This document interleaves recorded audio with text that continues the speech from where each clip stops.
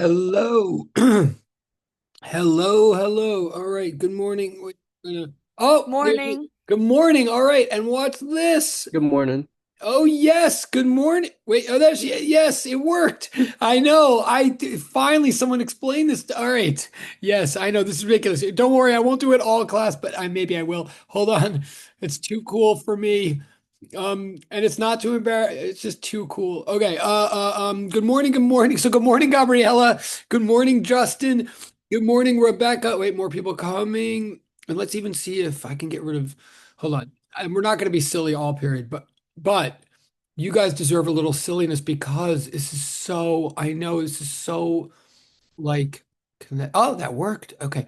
I know it's crazy that we haven't seen each other for so long. It's driving me crazy. You guys are the ones that signed up for full on in person and like we're never having it. It's driving me crazy. Okay. And I know good morning, good morning. All right, so good morning, Gabriella. Good morning, Rebecca. Good morning, Justin. Good morning, Teresa, who's here very early. I totally know that. Thank you. Good morning, Brianna. Good morning, Rebecca for the double. Good morning, Zibo. Good morning, Veronica. Good morning, Angelina. Good morning, Jadine. More people coming. Good morning, Genesis. Good morning, Chanel. Good morning, George. Good morning, Angel. Good morning, Gabby. Okay, so we're all here. Again, I will, eventually switch the view of the. Oh, and there's Angel. Okay. Um, um, we're gonna get going in a second, but I want to make clear. It is. I mean, of course, like we all have to stay safe and stay dry, and we have no control over this situation.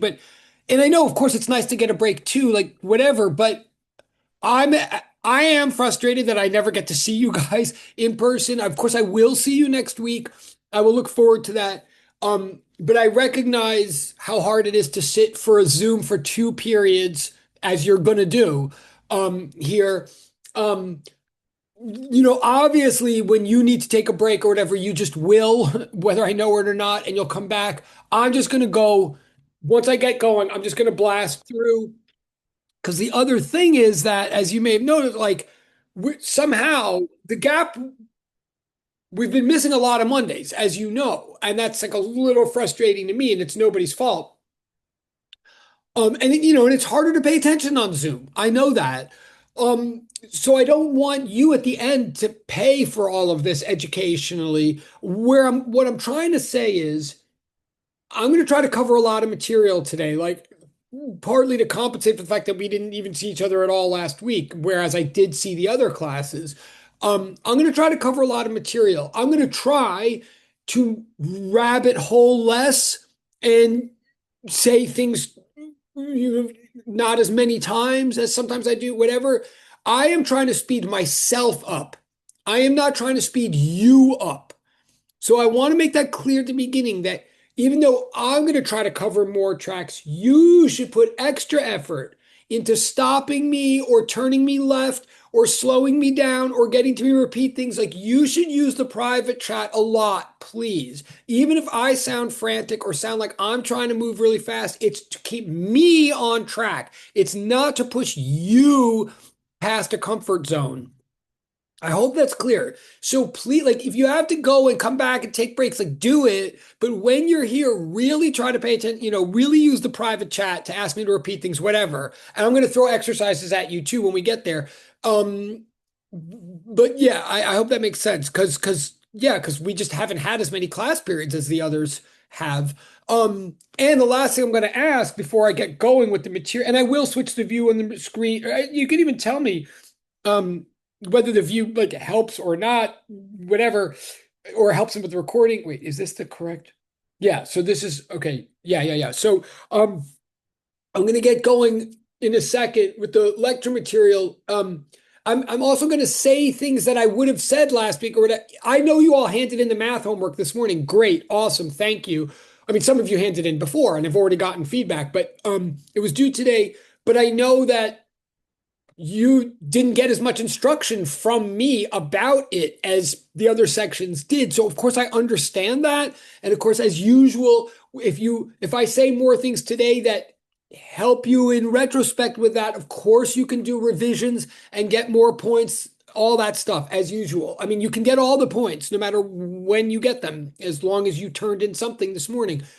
Um, but there was something else. One last thing is in the direct chat. One thing that slightly concerns me, if someone knows or could remind me, there's got to be at least one day this semester where they turn a Friday into a Monday, or like that always happens at John Jay, right? There's got to be some day where Friday is Monday or something because we've missed. I mean, I know they couldn't have anticipated the snow days, but they did know about the President's Day. So if someone could find out or tell me in the direct chat, like when the Monday, at least one of our Mondays is being made up, that would be very helpful. But if not, no. Oh, okay, chat. And I will. Oh, sorry. I haven't even had the video on. I didn't realize that. I'm sorry. That was not. Wait, what just happened? What? Wait. Sorry. That was not on. Where am I? Where am I? Oh, okay. That was all right. That was totally not on purpose. Oh, yes. And yes, in the chat. Absolutely. This is, I will, okay, wait, two questions in the chat. Private question. Yes, I will absolutely be recording. I mean, posting a recording of this. Yes, 100%. But on that topic, I would also suggest to you, when you go to the YouTube channel to see the recording of this class later for the sake of exams or whatever, also please note that you'll see recordings from the other sections from this semester as well. So that could be helpful too. Like technically this is section, dot .03, but you'll see section dot .02 and dot .01 in the same playlist. Feel free. So yes, the answer is yes. But then also, can we cover J or K? Yes, that is my goal this period. It may be a little bit later into the period, but yes, it's all about, my goal is to get to J and K and I and all that. But yes. And if that causes you to revise anything in your homework that was due today, you have at it. Yes. Okay. Thanks. Yes. Thank you. I mean, you're welcome.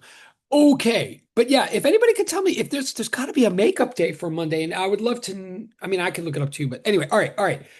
So okay. So let's get going. Okay, I'm going to try to do some of this. So this is some notes from last week. I'm going to try to say something on this quickly. Oh, and there's Jocelyn. Okay, wait, Jocelyn's coming in. All right, there we go. I can't resist. I will. It's not to be weird. It is a little bit to be weird, but and if that causes someone to turn off their video, I probably will. I'll change the view in a second. I just can't resist for a little while. All right, quick thing, but I appreciate it. Quick thing. We did talk about the unthingy things in person 2 weeks ago. Yes, or someone tell me, did we a little bit? We talked about that unthingy thing sheet. Is that a yes? Thank you, Ginny. Okay, so just a quick summary of that. Quick summary. Point is, physics in general is about stuff that lives in space and time. It's motion through space and time. Physics is things moving through space and time, like MKS system, right? Just those three elements. Specifically, physics is about anything that moves through space and time in a measurable, reproducible, predictable way. That's anything that moves through space and time. And I'm using the term predictable very loosely in a way, but anything that moves through space and time in a measurable, reproducible, predictable way, okay, that's physics. Now, but then why do we have different branches of physics? Why do we have different classes of physics? The answer is this, that there are different kind of things that move through space and time. There are things that are really thingy, that are really material, tangible, concrete, seemingly concrete, distinguishable, countable, particular. Those things that seem concrete, massive, countable, divisible, or particular we call particles, no matter how big or small they are. And what really makes a particle, just again, a quick sum of what we discovered 2 weeks ago, what in loose terms, in informal terms, what really makes a particle is that it is something that cannot occupy 2 points of space at one point in time and cannot co-occupy 1 point in space at one point in time with another such particle. Particles are things, loosely speaking, things that can't be in two places at once and can't be at the same place at once with another particle. That is what we were studying in Physics 203. Whether it's planets or baseballs or cannonballs or even electrons, not that we talked a lot about those in Physics 203, but no matter how big or small you are, if you can't be in two places at once and you can't be in the same place at the same time as something else, then you're known as particular.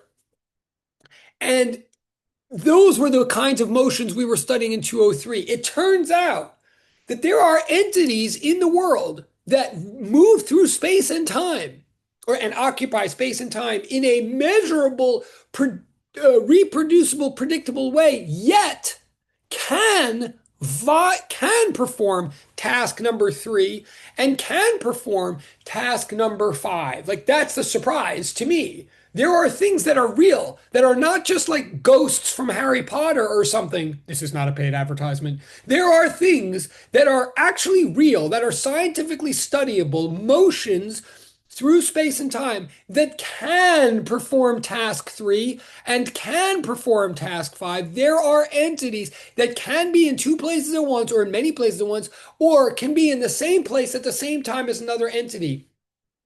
Very quickly, examples of such entities are pulses going back and forth on a string, waves going back and forth on a string, as you'll be looking at in the lab next week, or pulses, ripples going back and forth on the surface of water, i.e. water waves, or even more specifically through air, i.e. sound waves.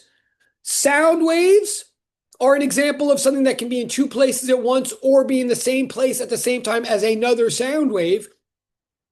Electrical currents, electrostatic fields, gravitational fields, magnetic fields, and electromagnetic radiation, or otherwise known as light.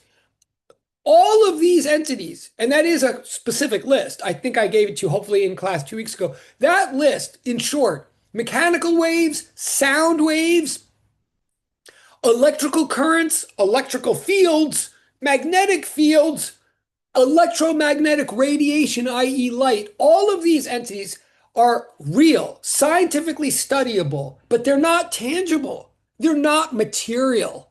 All of these motions are immaterial motions. They are unthingy things. They are things, but they're not thingy, right? That's obviously informal language, but all of those types of motions are abstract, yet they are real. They are ultimately what we are here to study in Physics 204. I mean, that's the summary of 2 weeks ago. And I think they're more exciting, honestly. They are entities or motions that occupy space and time, but in this abstract, immaterial way. Yet we can analyze them. Therefore, but it's not a surprise then that the mathematics that we use to study these abstract entities, the mathematics is a little bit more abstract than the math we were used to last semester. That's why we're getting into all this kind of higher level math, because we're getting into same principles and practices of motion, but higher level kind of entities doing the motion. So it's higher level math. That's number one. And number two, and then I'm going to move on. Number two, just so you know, all of these things that I just mentioned, these kind of ripples through space that we're looking at, they're real. They're made up at their core of a fundamental ingredient known as the harmonic oscillator. Just to bring this full circle now, we're learning some math because we need some math to do this kind of more abstract motions. But these abstract motions, what they are, I mean, to see very quickly, like, for example, what sound waves are, as we're going to find out, is a bunch of air molecules all oscillating harmonically in a very, very intricate, specific form of organization. Waves, fields, and radiation, which is really what this course is ultimately about. Waves, fields, and radiation. Those are all intricate, organized patterns of motion that at their core consist of lots and lots of pieces of matter doing harmonic oscillation. So that's why we've started this course looking at a mass going back and forth on a spring, because the mathematics of a mass going back and forth on a spring is the fundamental mathematical and physical ingredient of all immaterial motions that we study for the rest of the course. Bottom line, and I'm turning the page, Physics 203 was about the trajectories of particles moving through space and time. What we're now looking at ultimately is the flow of information from one point in space and time to another, and how information flows is ultimately consists of lots and lots of little bits of material or stuff oscillating harmonically.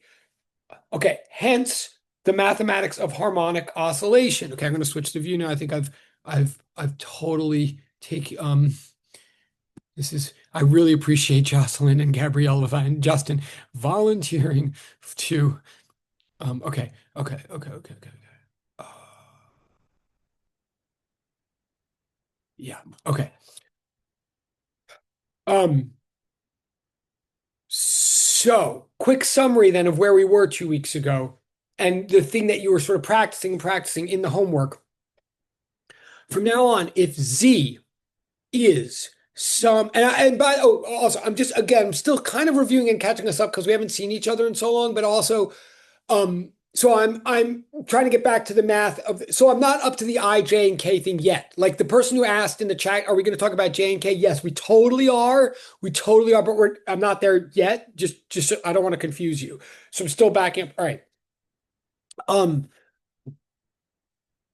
From now on, if Z is any kind of measurable variable that depends on time, right? Like in our first homework, Z meant Z really was X. Where are you on an X axis going back and forth? But like in lab 2, by Z, what I really mean is theta. Where are you in this curve formed by an object on a pendulum string? So if Z stands for any kind of time-dependent variable, then if you have reason to believe that the second time derivative of Z is directly proportional to Z itself with a negative sign, then we know for a fact that Z harmonically oscillates in time. So I'm basically saying if Z follows Hooke's law, if the second time derivative of Z is always bringing Z back to an equilibrium position, so bringing back is that negative sign, the restoring force. If the second time derivative of Z equals -1 times some positive constant times Z itself, if that differential equation can be used to describe Z, then the value of Z is oscillating back and forth harmonically in time. Two more things I can say about that then. Number one, I'm saying therefore, if I want that differential equation could always be expressed d2z dt squared equals negative parentheses omega squared times Z. Like, why am I writing it in that weird way? Like, if I write it that way as that differential equation, does that mean I already really understand what I mean by omega? No. If you're still confused about omega, right at this moment, I mean, when I write that statement, that's okay. All that omega is trying to say, what that statement is trying to say is that the second derivative, the second derivative of z is equal to a negative times some positive constant times z. I'm saying the constant, I'm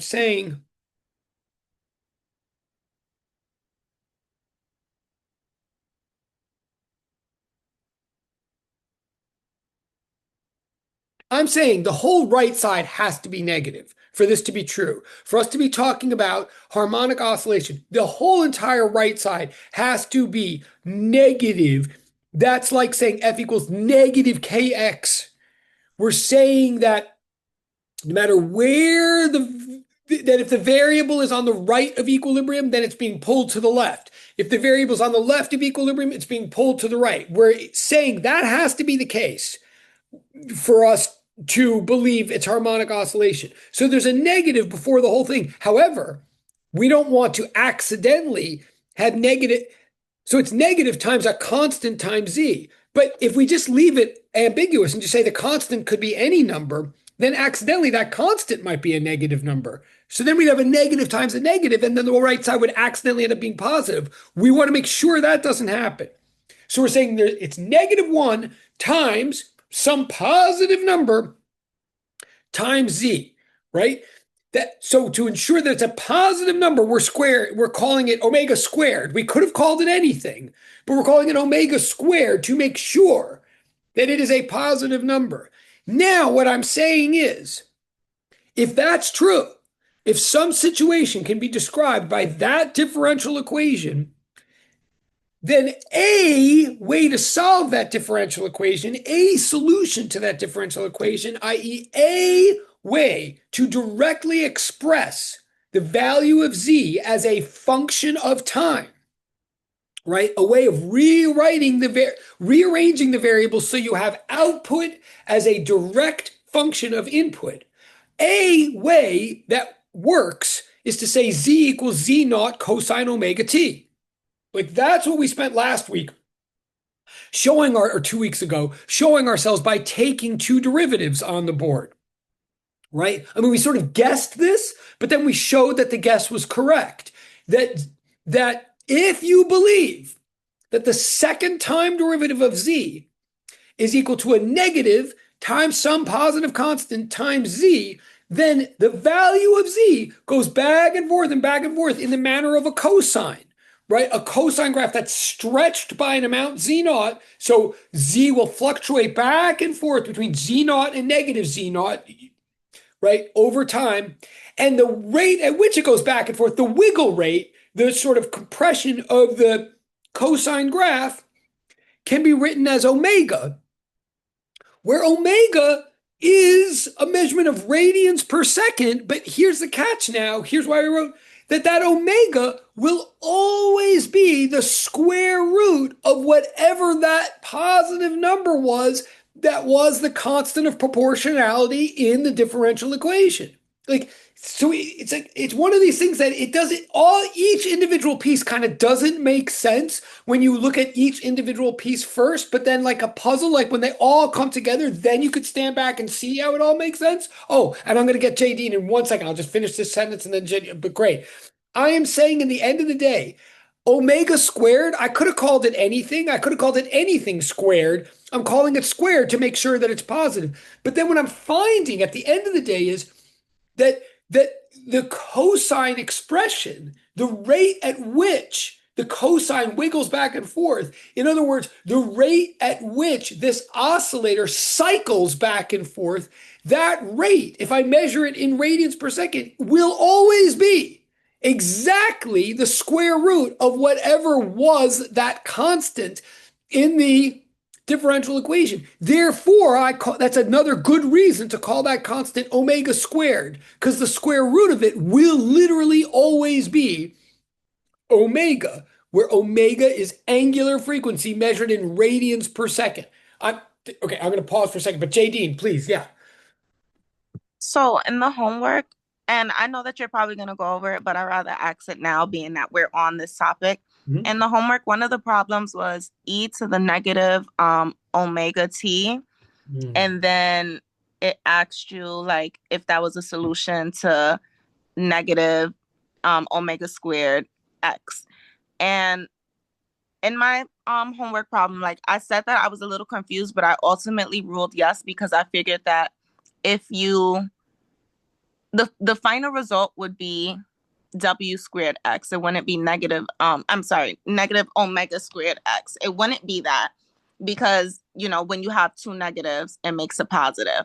But technically, it would be negative omega squared before you simplify it. So are you saying that that would be incorrect because you have like the negative sticks out on its own, and that's where, like you taught us the last class, it would be the constant times well, it would be omega times the constant times -1. So the -1 is something on its own, and then the omega has to be a positive constant. You totally get it. You Okay. totally wait. Wait. That's a great question. And can I say to everybody else, that is a good use of our time? That question, like I'm going to answer it now, obviously. Mm-hmm. But so you totally get it, meaning everything you just said was all the issues. Like those are the hard issues. That's exactly like what we have to like get straight with all these practices. And therefore, at the end, I am going to say, with total respect, like what you totally get is that indeed, right? That the first thing you said was actually not as correct, i.e., Right. right, okay, right. Mm-hmm. So it's not a solution because that negative sign sticks out on its own, like you said, like right when you squared when you took two derivatives. So I'm saying this to everybody, right? That example of the homework. That example of the homework, when I proposed the possible guess solution, x equals e to the negative omega t. I think that's what I said. Yeah, Right. Okay. When you take two derivatives of that, it's true. What you end up getting back, it's a it, positive. yeah, is a positive. So in fact, that does not work. That's right. And I'm saying this to everybody. That's exactly the purpose of that example. But that's beautiful because if you can see that that one doesn't work, what that really means, everybody, when you see that that one doesn't work, it doesn't mean like you're wrong or like the universe just broke or something. What it means is that you see the difference. You see what it means for a solution to work or not. Like some solutions work, some don't. That possible guess, that solution, that possible solution, it turns out right, does not work, does not satisfy this differential equation. And what does that mean to everybody? It means, oh, it satisfies some differential equation. Like it is the solution to something. It's to something without that negative sign in it. So does it represent some kind of physics somewhere? Sure, yes, absolutely does. But what it doesn't capture is that negative sign. Therefore, it doesn't follow Hooke's law. So it's not something going back and forth, back and forth, back and forth. It's not a harmonic oscillator, in other words. It's like something, but it's not that. Like, no, that's a great question. I'm going to land this plane one more. I'm going to say, and also you could tell me in the direct chat or not if I mean, I think I did. Oh, okay. Yeah, no, J Dean, go. So you see how you're saying that it's a solution to something, but it doesn't follow Hooke's law. So now, even though originally when I started answering the problem, I said that I was confused, but I'm going to rule a yes because of whatever simplification of the math. I also said that, like, to further support my yes, even though I was confused, was that being that the first differential, well, being that the original x to the first differential to the second differential still has that alternating positive to negative, I said that it still shows harmonic oscillation. So is that Oh, incorrect? wow, that's really clever. Okay, that is showing. So I see your point. It's showing some kind of alternation of something, but the system that it's describing is not harmonically oscillating. I see your point. I mean, the Mm-hmm. functions, something is oscillating between the derivatives of the functions, yeah. But to be really explicit, what she's showing is when you take two derivatives, what you're showing is that that solution satisfies this equation. Like I'm going to back up, like I'm going to rearrange this in a second. But what you just showed is that that thing, e to the negative omega t, um, is the solution to this differential equation, which is a differential equation, but it's not the differential equation of Hooke's law. It does not describe, it describes a z that would just be getting the z value of this equation would just be getting bigger and bigger forever, like never getting smaller. It wouldn't be going back and forth. Some things, certain things would be going back and forth, like you're saying, but Mhm. not the value of z. So it satisfies a differential equation, but not the one we want. The one we want that describes this physics has the negative sign in it. Does that make? Yeah, that makes sense. Okay, cool. Okay. Okay, Thank cool. you. No, thank you. No, and to everybody, that's great too. And okay, Cyber, I'm going to move on, I promise. But what I really like about that, I whenever you have a yes or no question, like does this thing satisfy this thing? It doesn't make any sense really, at least to me, unless I see both possibilities. If I see what it looks like when the answer is yes, and I see what it looks like when the answer is no, then I get what the question means. But if everything is always yes, then it starts just looking like I'm not saying anything. Like, so I'm saying to everybody. So it's really good that someone just leaned in on the no possibility. So now I actually get it. Okay. And now I'm looking at the chat. This is great. And I will move on. Hold on. I'm looking at the chat. Hold on. Doesn't x equals e to the negative omega t remain the same taking each derivative? Oh, yeah, wait. Um, um, So I think with e to the x, like e to the derivative of e to the x equals e to the x, but now when it's the derivative of like ax, it's gonna be a e to the ax. So good. if there's a constant in the exponent comes out.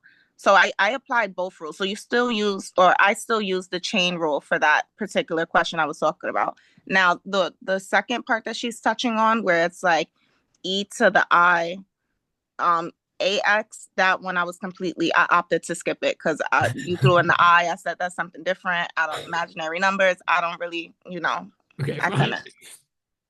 Totally fine. Okay, so yes, so to both of you, and then I will, and I'll even admit we're going to do this even in more detail in the next class, which is probably like 8 months from now. But but yes, to both. But this is great to both of you. I think I'm agreeing with what everybody is saying. Like on the one hand, yes, totally what Jadine is saying that like you do have to do.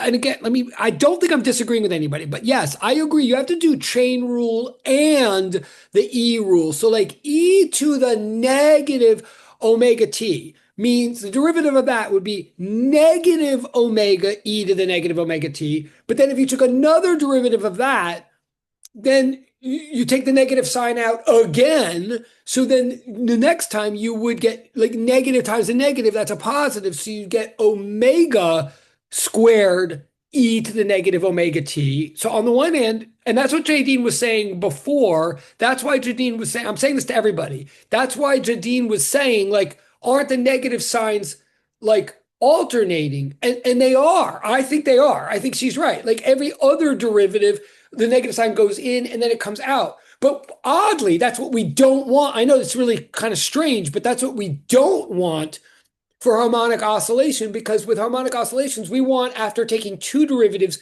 we want the negative sign to stay there. I mean, it sounds straight. It doesn't sound like oscillation, but it is. So that's Jadine's point. But then Angel's point, too, I totally agree with what Angel is saying about the I, and we'll get to that. I understand that's intimidating to some people. I do agree with what Angel's saying about the I, but before that part, wait, e to the negative omega t, doesn't it remain the same taking each derivative?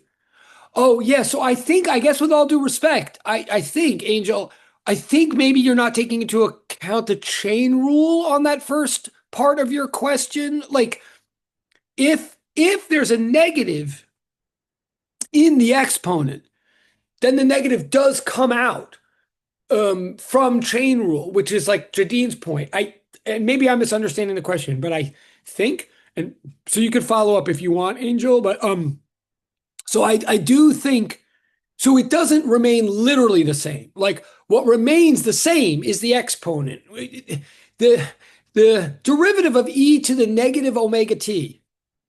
the derivative of e to the negative omega t is negative omega times e to the negative omega t. Like the exponent remains the same every single time, but the coefficient that comes down does change. Okay, I'm looking at Angel. It would fall under the chain rule, yeah, because of the right. It falls under the yeah. It falls under the chain rule because the way I put it in my words, it falls under the chain rule because you're doing a derivative, sorry, you're doing a function of a function. Like it's e to the something, but the something itself was a mini little function. It wasn't just a variable. It wasn't just t. It was something times t. Like in this case, negative omega times t. So because it's like a box within a box, because it's a function of a function, that's why we're using the chain rule. And I think that's what Angel is saying there. But this is great. I think we're on the same page. And yeah, why it's not the exact same. Correct. And I'm going to move on. I want to tell everybody this is great. This is what we need today. I'm going to move on. I appreciate this. Like you guys slowing me, not slowing. This is good. Keep it up. And please remember there's portals for all this. Like the Jadine and the Angel and anybody else who's doing anything in the private chat, please submit to the portals. And just one last reminder too, because I'm going to start asking you guys questions when I get to a certain point today. I want to remind you, and also because we don't do Zoom as much as like the other sections, I want to remind you, not only is there a portal for like telling me to go slower and a portal for telling me to go faster, or like there's please go forward if I'm rabbit holing, and there's please go back if I'm skipping steps.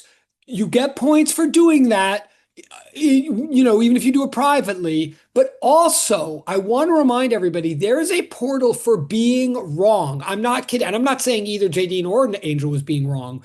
But I'm saying if you ever have the guts to say something in the chat, if I start asking questions or you say something, whatever, and it just turns out that you were like wrong about something, literally you get extra points for that. Literally, there's a portal where you can put in, and it's called Be Wrong, Be Really, Really Wrong. I am not being sarcastic at all. Like, because I know how hard Zoom is, and I know how hard it is to take a risk in front of peers or me or blah, blah, blah, blah, or even to pay attention. So, like, anytime you're wrong, you're getting points for the risk that showed. And it's also my way of showing you that there's no shame. Like, you can't, I'm like wrong 50 freaking times a sentence. Ask my wife. So just please know that if you're making a decision in your mind of whether to put something in the chat or not, and you're holding back because you think you might not be exactly right, you're literally going to get extra points if you're wrong. So, okay, so this is, okay, great. Yes. No, I'm going to move forward one day. No. You should ask me to move forward. Like I'll move forward right now. Like I need that. I'm a rabbit. Yeah, fair enough. Touche. Like, okay, I'm moving forward. There's literally a portal for that. Can you be? Yeah, I guess you can double dip. Sure. Okay, so I'm moving on now. I'm saying, and yes, LOL. I'm saying now. This is a subtle thing that confuses people for a while, even into lab 2. This confuses people. I'm saying omega, what it mean? Like, look at the top right in white. What omega means is rate of oscillation measured in radians per second. There's 2 pi radians for every 1 cycle. So omega is a cycling rate. It's just that it's measured in mathematical terms. It's measured in radians rather than full cycles.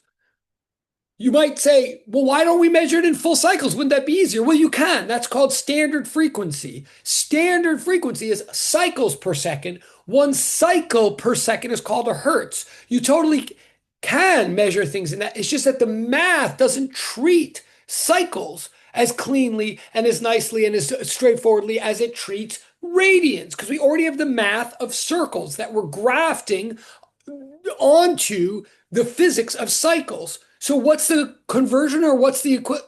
There's 2 pi radians for every 1 cycle. So what omega means is radians per second, is the rate at which we're going back and forth, back and forth. It's really like how many cycle sixths we're making per second, because 2 pi is basically 6, right? Okay, that's what omega means. But then it turns out that omega is always the square root of whatever that positive constant of proportionality was in the differential equation. Like that, it turns out we, using chain rule and taking derivatives, we see. So for any given system, double equal sign, what omega is the square root of that constant. Well, if it was homework one, the constant was like k over m, right? Like d2x dt squared equaled negative k over mx. So omega was the square root of k over m. In lab number two, I don't even remember if you're up to this or not, but like in lab number two, you're not dealing with a mass on a spring anymore. You're dealing with a pendulum on a string. So it turns out the constant there is g over L. So omega turns out, now again, I may be jumping the gun here. I don't remember if you've done this analysis yet or not, but like it turns out you can show that omega is double equal sign the square root of g over L for a pendulum. Now, omega always means the same thing. Omega is the rate at which the system, whatever the system is going back and forth and back and forth. Wait, sorry. Oh, yeah. Oh, thank you. Thank you, Giselle. Okay, great, great. Okay. So what omega, great. So that must have been hard without all this, but anyway. So what omega means is cycling rate. What omega is, like how we get it numerically, differs from system to system. Again, the underlying theme of all this is that all these different systems, as long as they can be described by the differential equation, they are all simple harmonic oscillators. That means they all behave like a mass going back and forth on a spring. So omega sometimes could be square root of k over m. It could sometimes be square root of g over L. For sound, whatever, it's something else. What I want you to notice now this is something I've not said in class, I don't think. And you didn't have to know what I'm about to say for lab, but I'm saying it now. Notice that, oh, and I'll look in the chat in a second, but notice omega never has the term z naught in the expression of omega. There's no z naught. Like that's what I'm saying here at the bottom in yellow. Omega does not equal a function of z naught. Z naught, again, homework one, it means X naught. Or homework two, lab two, it meant theta naught. I'm saying that the rate of oscillation never depends on the initial. Yes, good. Correct. Also, I know I'm three chats behind. I'll look in a second. But yeah, but I just want to get this. Omega does not depend on the initial value of the variable. What it does always depend on is, as it says in red up here, parameters. It always depends on fixed material properties of the ingredients of the system. In fact, wait, I'm going to say this, then I'm going to pause and look in the chat, but I'm going to say, just like there's different types of variables, there's dependent variable and independent variable. There's different types of constants. You may want to write this down. Please do write this down. I won't, so I don't rabbit hole. And then I'm going to move to the IJK stuff. There's different kinds of constants. One type of constant is called a parameter. A parameter is a constant material property of a system. A parameter is a constant material property of a system. Examples include stiffness of spring, mass of object, length of string. Anything where you put it on your lab table and you take it out of a box, and on the box could have been written a number that describes that thing that you just put on your lab table, that's a parameter. As opposed to what? I know there's something in the chat. I will look in the chat in a second. As opposed to what? As opposed to a constant of what you might call as opposed to a constant of configuration or constant of condition, same thing. As opposed to how you set up the ingredients of your system. I'm trying to say right now, and then I will pause, that K, M, L, even G are parameters. They're the ingredients of the system. They don't, like, no matter how you set them up, they stay fixed within a lab group. But Z naught, or more specifically, like X naught in the mass on the spring situation of homework one, or theta naught, your initial angle of your pendulum in lab two, those are how you set up your ingredients. You could make a different decision about those. That's the condition, the initial condition, or the configuration of your system. That's also constant. Once you decide on it, it doesn't change throughout your experiment, but it's a decision. It's different. Now, what I'm trying to say here is that the angular frequency, omega, you'll notice, never depends on the condition. There's no Z naught or X naught or theta naught or capital letter A. There's no amplitude in the expression for omega, like ever. It just comes out from chain rule, from derivatives. Omega depends on what the system is built from, not how the system is built. That's hugely important. I'm going to check the chat. Okay. Thank you, chat people. Got it. Okay. Um, so, so, so what I just want to quickly say here, and please get this down. I'm not like I'm saying, what's the definition of a harmonic oscillator? The differential equation. If something can be described by that differential equation, then it's a harmonic oscillator. But what does that mean in English? Or like why do we care? The hallmark property, the universal characteristic of all simple harmonic oscillators is what's written in white here at the bottom of the board. That a harmonic oscillator, if it obeys that differential equation, if it's a system that's obeying Hooke's law in effect, then the rate at which it goes back and forth has nothing to do with how you set it up. Let me be more specific. The rate at which an oscillator cycles in time has nothing to do with how it's set up in space.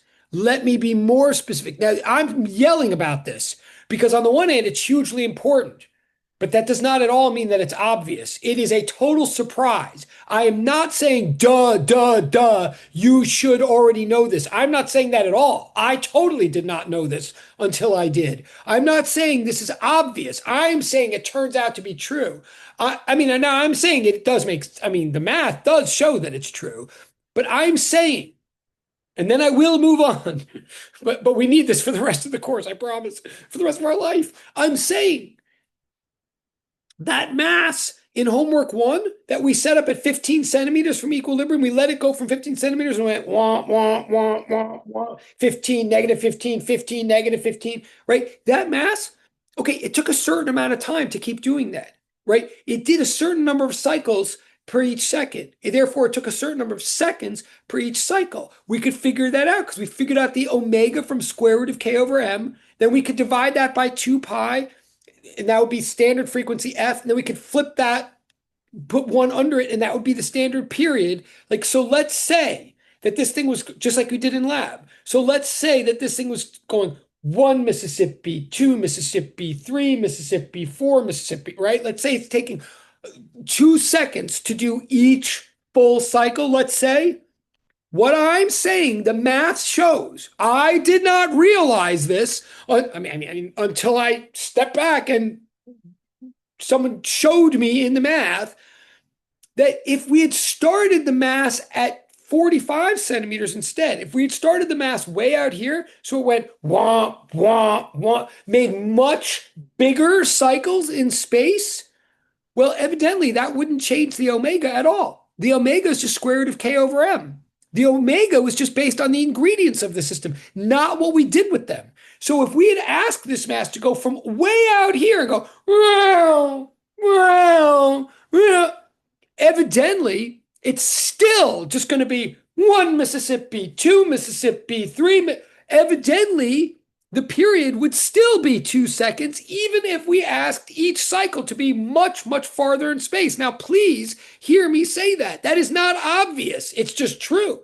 I'm saying even if you ask the thing to make much bigger swings, it's going to make them in the same amount of time. Now, how could that be? How could it go all the way over here in the same amount of time as it just went like this? Well, it must be going much faster when it does that. Well, do I have any reason to believe that it would be going faster? Yes, I do. Energy conservation. The reason we are spending so long on homework one is because we're always going to come back to homework one, because we said that a mass on a spring, and therefore anything that behaves like a mass on a spring, must conserve mechanical energy. So if you start the mass way out here at 45 centimeters, you're starting it with much more potential energy than if you just started it here. If it has much more potential energy, that means by the time it gets to the center and it's lost all of its potential, converted it to kinetic, it has much more kinetic energy than one that just started over here.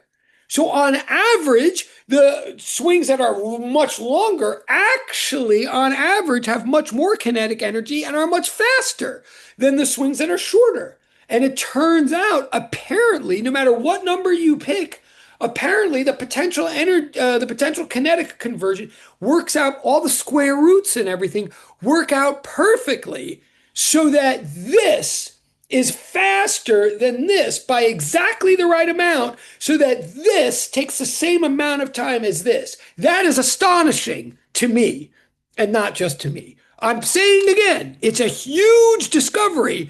It is not obvious. It's worth thinking about.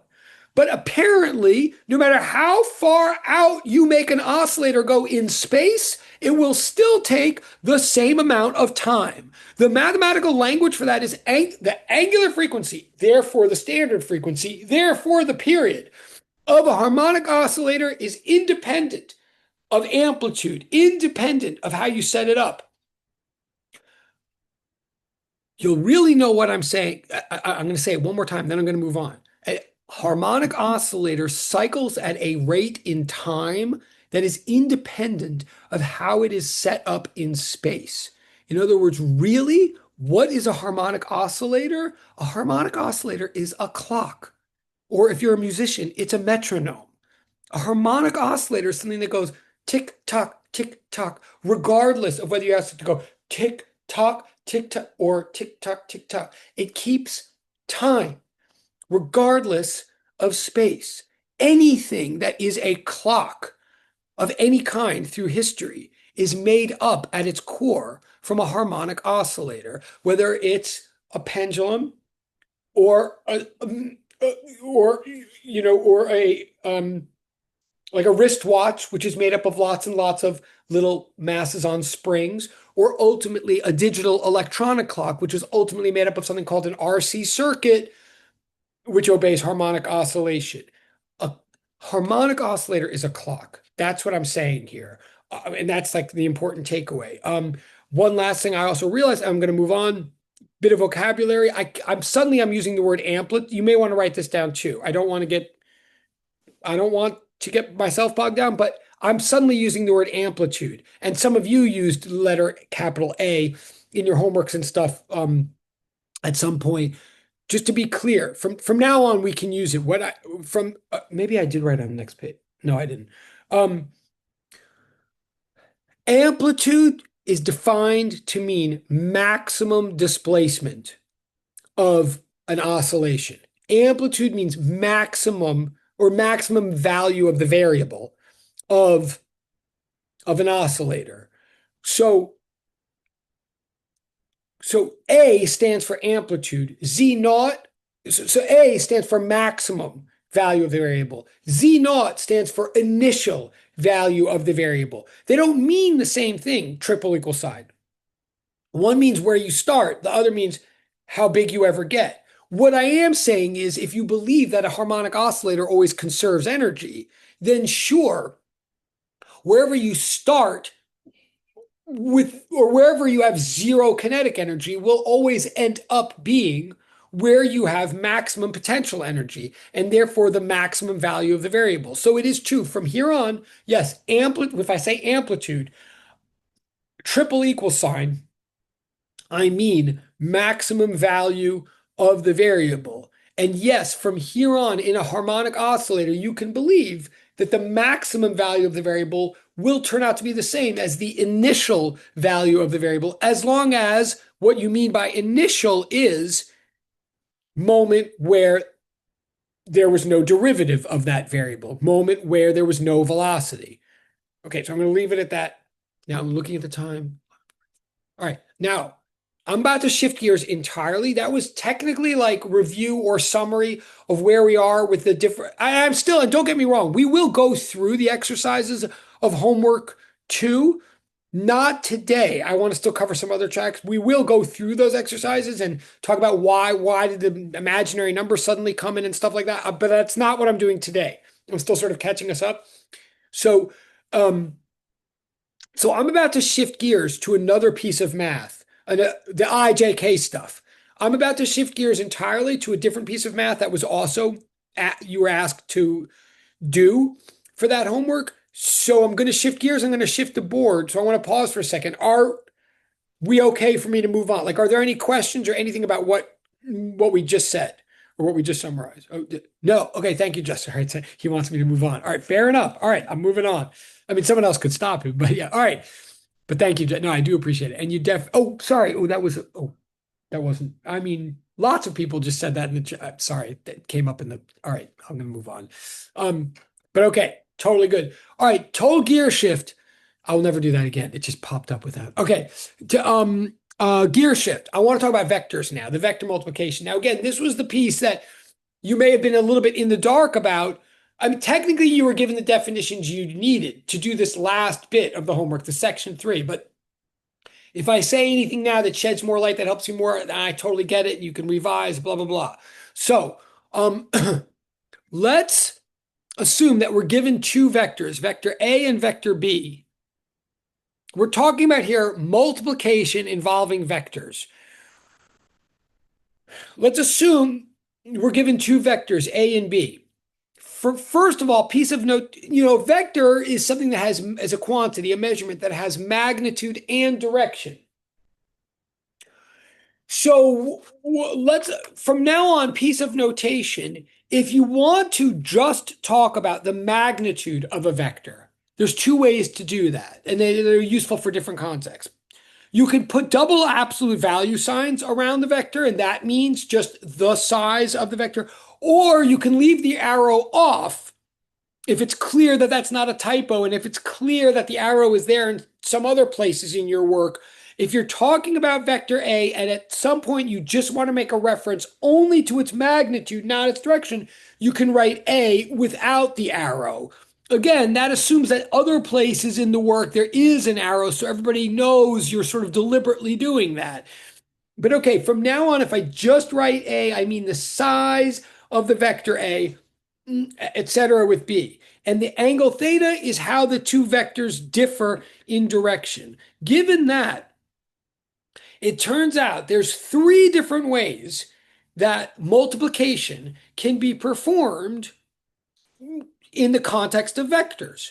Okay, the first way that multiplication can be performed is you can take a vector and you can multiply it by a scalar. Remember, scalar means a pure number, a raw magnitude. So you can take a vector, so that's number one here in white.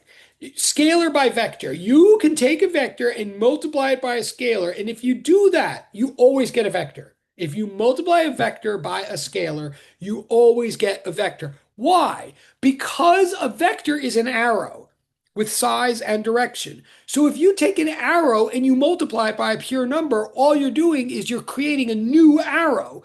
You're taking the old arrow and you stretched it or you shrunk it by a certain pure amount.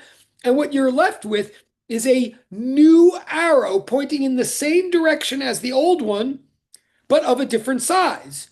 It is still nonetheless an arrow. So quick example, if you take the vector 3 miles to the northeast and you multiply it by 2, you now have 6 miles to the northeast. That's still a vector. It's a vector that's pointing in the same direction, but of a different size. So scalar, now this turned out to be actually an important thing. In fact, it turns out that's like a really good way to think of vectors in the first place, is as smaller vectors being scaled up or scaled down by a certain size. This is kind of why we call raw numbers scalars, because they're just amounts by which we can shrink or stretch arrows. Okay, so that's way number one. We'll come back to it. Way number two to do multiplication in a land of vectors is you can take a vector, multiply it by another vector in a manner that produces a scalar. You can multiply two vectors together and get a raw number when you choose to do so. When you do this, the operation is designated or notated with a dot. So this thing, multiplying a vector by another vector so as to get a scalar, we sometimes call the scalar product of two vectors, but more frequently people just call it the dot product of two vectors. And it always produces a scalar. The scalar number that it produces is the magnitude of one vector times the magnitude of the other vector times the cosine of the angle between them. Why now again, for some of you, this is review. I mean, I think technically for all of you, it's a review, but it might not really be. So I want to talk about it a little bit more. The Okay, so the scalar product of two vectors is known as the dot product. It's measuring how much two vectors are aligned with each other. The dot product, like it measures how big the two vectors are, but it's also taking into account how parallel the two vectors are. Why? Because we're trying to get a number that is just a number. We're trying to get an answer that ultimately does not include direction. So that number will be bigger the greater extent to which the two original vectors agreed on direction. Like the less of a role direction is playing in their relationship, the more we can get a pure numerical relationship out of them. Let me put it one last final way. The dot product is taking two vectors and asking to how much can we really view these two arrows as being just two quantities on one given shared number line? The dot product is asking how much can we just get away with acting like this is just pure, good old regular fourth grade multiplication of two numbers on a given number line. It's looking at how aligned the two vectors are.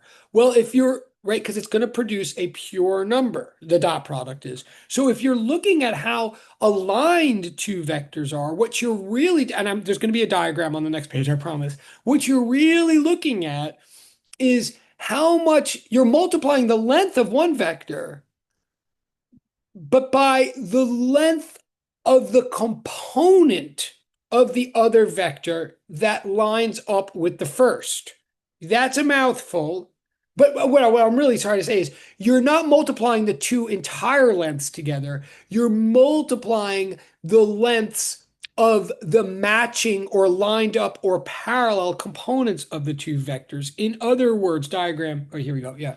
In other words, if the two vectors are A and B, zoom in on B, and remember your physics like from physics 203, zoom in on the vector B and realize B can be understood as the sum of two components, right? A tip to tail Pythagorean. Like, so if you walk northeast in Manhattan, you're really walking some amount east and some amount north, right?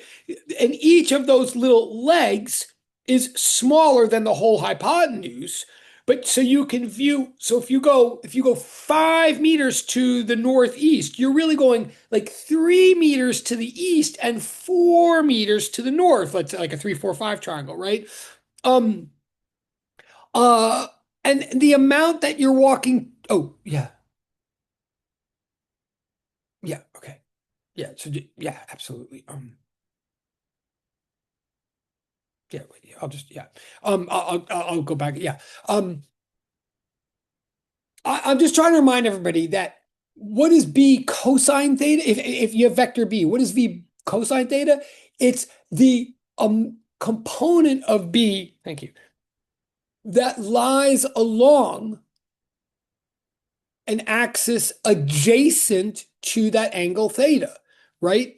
So if imagine that A is along that axis, or imagine that axis was intentionally drawn to be parallel to A, then B cosine theta is the component of B that agrees with A. It's almost so some people will use this language. I didn't write this down. So what I'm trying to say is when I say that A vector dot B, I'm looking at the top of the page now, the yellow. If I say that vector A dotted with vector B equals AB cos theta, in a way, what I'm really saying is it's the length of A times the length of B cos theta. It's not A times B. It's A times the amount of B that projects onto A. Literally, people will call that the vector projection of of B onto A. It's almost like, and a lot of people will talk about it this way. If you imagined a light fixture shining down from the top of the screen onto that vector B, the shadow that B would cast onto the vector of A or onto the axis of A, that shadow is length, is what we're multiplying by A. Okay, and I'm totally going to look at the chat in 1 second, right? So I'll just finish the sentence. So I'm saying you're not multiplying the full length of one times the full length of the other. You're multiplying the length of one's projection onto the other. So it's like A times B cos theta is one way to think about this. So I'm going to pause for a second because there's things happening in the chat. Hold on 1 second. Well, well, I see what you're saying. It's a good point. The way I would say it is the usually is true. What you're saying about usually, but since I want to have something that's like strictly not even just usually, but always, what I'm going to say is cosine is always assigned to the axis that's adjacent to the angle. Cosine is always adjacent. So, and sine is like opposite. So in this diagram, this situation, if theta is between B and A, then cosine would be the amount of one that lies on the other. It's adjacent is basically what I'm saying. But yeah, and so that's so often that's the y-axis or the x-axis, but I'm kind of trying to think of it more in relation to each other. So I think of cosine as adjacent. I don't know if that makes sense or not. But last thing I'm going to say to everybody, and this may also address Angel and Jadine and others, and also let's get some. Anyway, whatever. Okay, but I'm glad that some people are with me. But the other thing is, look, cosine of 0 is 1. And cosine of 90 degrees or pi over 2 radians is 0. Cosine is the function that gets smaller and smaller as angles get bigger and bigger, right? So cosine is the right function to use to measure parallelism or alignment. The more parallel two vectors are, the more parallel they are, the smaller the angle is, the bigger the cosine. And the more far apart they are, the smaller the cosine.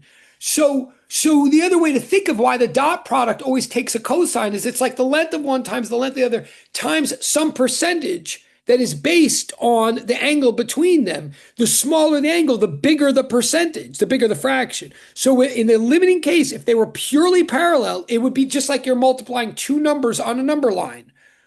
Because cosine of 0 is 1. So you're just like full-bodied 100% of the product of the two numbers. But if you went to the extreme and the two vectors were perpendicular to each other, no matter how big they are, it would be the length of one times the length of the other times the cosine of the angle between them. The cosine would be 0. So the whole dot product would be wiped out, would be nothing. In other bottom line, dot product measures parallelism, alignment, and spits out a raw number as its answer. So the dot product between two vectors A and B is length of one times the length of the other times the cosine of the angle between them. And bottom line, I think, because I didn't write this down, a physics. So you choose to do the dot product when you're wanting to look at a scalar product of two vectors and you want to look at how aligned the vectors are. The example is from Physics 203.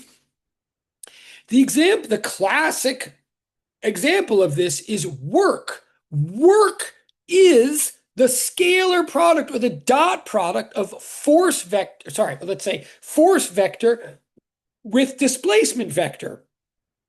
If I'm pushing box across the table. So the box is displacing horizontally across the table. But because I'm like a human being and I'm up here and there's leverage issues and like I have a body and everything, let's say to be realistic, I'm like pushing at an angle. Like I want the box to go horizontally along this table, but I don't want to like crawl behind it. So I put my hand down, or I have a string and I'm pulling the string at an angle, whatever. So the force is at some angle theta. The displacement is purely horizontal, let's say.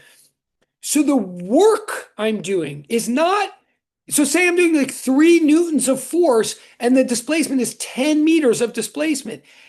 I'm pulling at an angle. So that means I'm pulling somewhat horizontally and somewhat vertically. It's only the horizontal component of my pull that is contributing to the horizontal displacement of this object. Oh my God. Wait 1 second. Hold on 1 second. I'm sorry. I'm going to pause. I'm getting, yes, snow days for everybody. Well, let me look at the time. All right, I guess we will. Let me finish this point, and I guess since it's almost 12:05, I guess we will take a break in 5 minutes, I guess, because right, everybody is here working and so, sorry, that was embarrassing. Okay. Um work is the scalar product of force with displacement, meaning two things. Meaning we're only looking at the component of force that is parallel to the displacement. Like, and you remember this from Physics 203. You would do like 3 newtons of force times 10 meters of displacement times the cosine of the angle between them. Because you're really saying you don't care about all this force. You only care about the projection of the force onto that horizontal displacement, right? That's number one. And put in more advanced physics terms, you're saying only the horizontal component of your force is transferring energy to the object if the object is displacing in a purely horizontal way, right? So it would be F times X times cosine of the angle between them. And notice then the answer you would get would be some number of joules, some amount of work that you're doing that represents some amount of energy that you're giving to the box.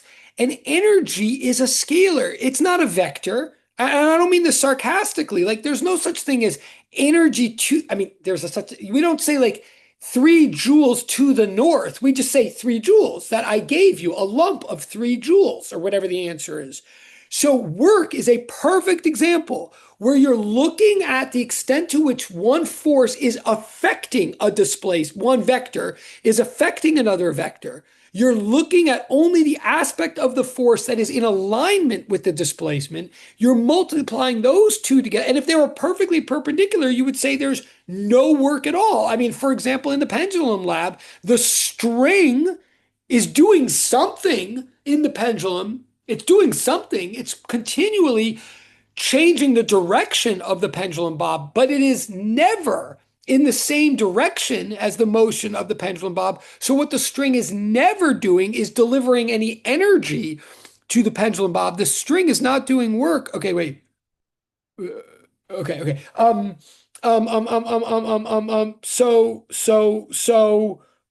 So I'm really trying to say two things, and I promise we will take a quick break. And it may be, and in fact, it seemed, I don't know about this break thing. Just bear with me for a second, but I'm going to land this plane intellectually, because I am trying to say two things that are kind of like big and deep in my mind. They're still interesting to me. That is, one, when you calculate work, you are literally doing a dot product between a force vector and a displacement vector in that you are only looking at the extent to which the two vectors are lined up. You're only looking to the extent to which the two vectors could be treated as vectors on, I mean, as arrows on the same number line, okay? But then number two, please hear me. The reason you're doing that is to get an answer that itself is not a vector. You're getting an answer that is a lump of energy that got transferred from one object, one system to the other system. It's like a lump. It's not an arrow. So work is a classic example where we would choose to dot one vector into another rather than choosing to do something else that I'm about to teach in 2 minutes.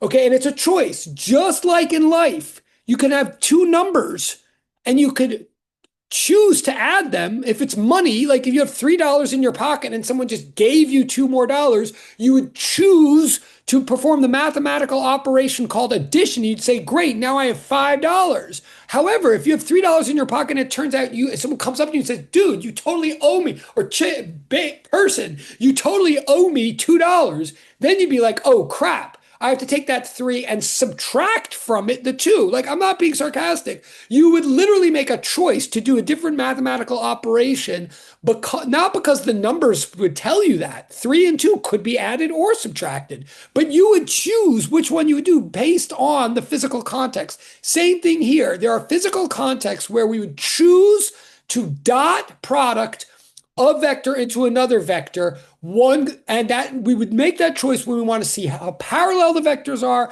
and how much therefore they can lead to a purely numerical result. That is called the dot product. The classic example of that is work. Dot product of force vector with displacement vector. Now, I'm about to do the other one. I want to move to all this IJK business with the cross products and all that. To be super honest, I really don't want to like really take a break. I mean, you guys can. Well, no, um, bear with me for a second. I'm gonna run. I have a feeling that the situation just got taken care of itself, but so I'm gonna leave for like a minute. I'm gonna come back. If I have to take a real 10-minute break, then we will. But I think and obviously you do what you need to do.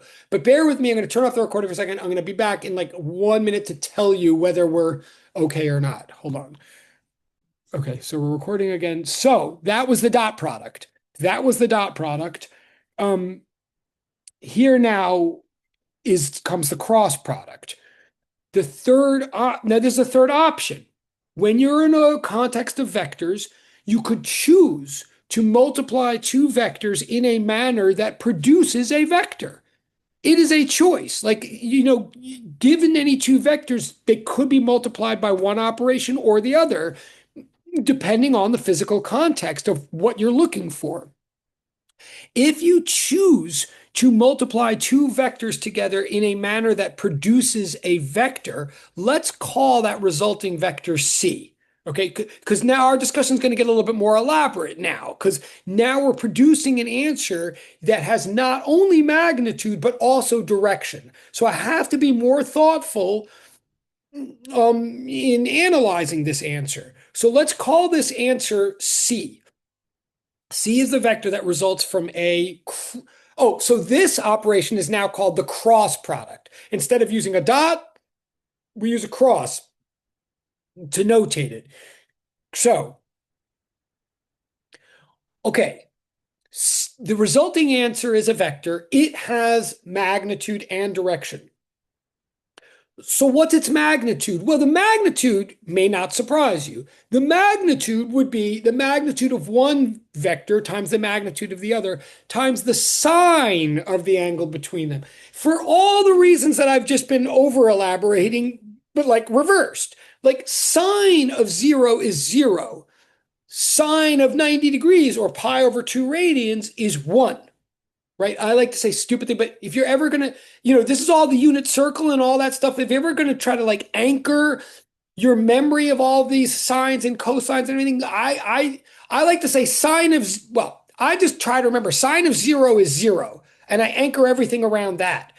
Sine is super, cosine is counterintuitive, right? Sine does what you'd want. As the angle gets bigger, the sine gets bigger. It's cosine that's crazy or counterintuitive or crappy or whatever you want to say. Cosine, as the angle gets bigger, the cosine gets smaller. That's or cosine is confusing, whatever. Sine of 0 is 0. Sine of 90 degrees is 1. So sine really measures perpendicularity. The closer two vectors are, the less their cross product is. And the more perpendicular they are, the bigger their cross product is. In other words, now we're looking at how much direction plays a role in the relationship of these two vectors, how much they are in fact differing in direction. So the magnitude of, so if we cross one vector into the other, if we measure the cross product of one vector with the other, uh, we get a vector whose length is the two lengths multiplied by sine of the angle between them. Okay, it's just the opposite of the other thing. So we're now measuring perpendicularity. But the thing is, the reason the discussion isn't over is we now have to talk about, but what we're getting now as an answer isn't just a number. It's not just AB sine theta. That's the length of our answer. But our answer is supposed to be a vector. So there's got to be a direction to our answer. So what is that? So the remaining question is, what is the direction of our answer? And also, A, what is the direction? And B, also, is there a way that I can talk about it or notate it without having to keep writing all this English and be all vague all the time? Well, yes and yes. So the question is, where does the result of a cross product point? And the answer is given by a convention known as the right-hand rule. Okay. I'll explain those yellow circles in a second. Here's what I want to say. And so this is a little bit like this is like a little, it's going to seem a little out of nowhere to some of you. Like this is like a strange, if you've never seen this before, it's like a strange thing, kind of. I'm saying now with the cross product, we're measuring perpendicularity. We're looking at how perpendicular two vectors are. We're going to get a vector that has some direction. Well, I'm going to assert right away that the direction of our answer will be perpendicular to both of the original vectors. Let me say that again. And it doesn't say it on the board yet. It will in a minute. The cross product measures how perpendicular two vectors are. And the measurement itself is a vector. The cross product of two vectors is a vector that measures how perpendicular the two original vectors are. This answer, this vector that measures how perpendicular the two vectors are, it points in a direction that is perpendicular to each of the two original vectors.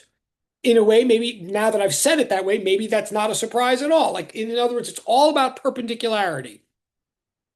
One reason for this that if you're asking, but why? Like, what are you even saying?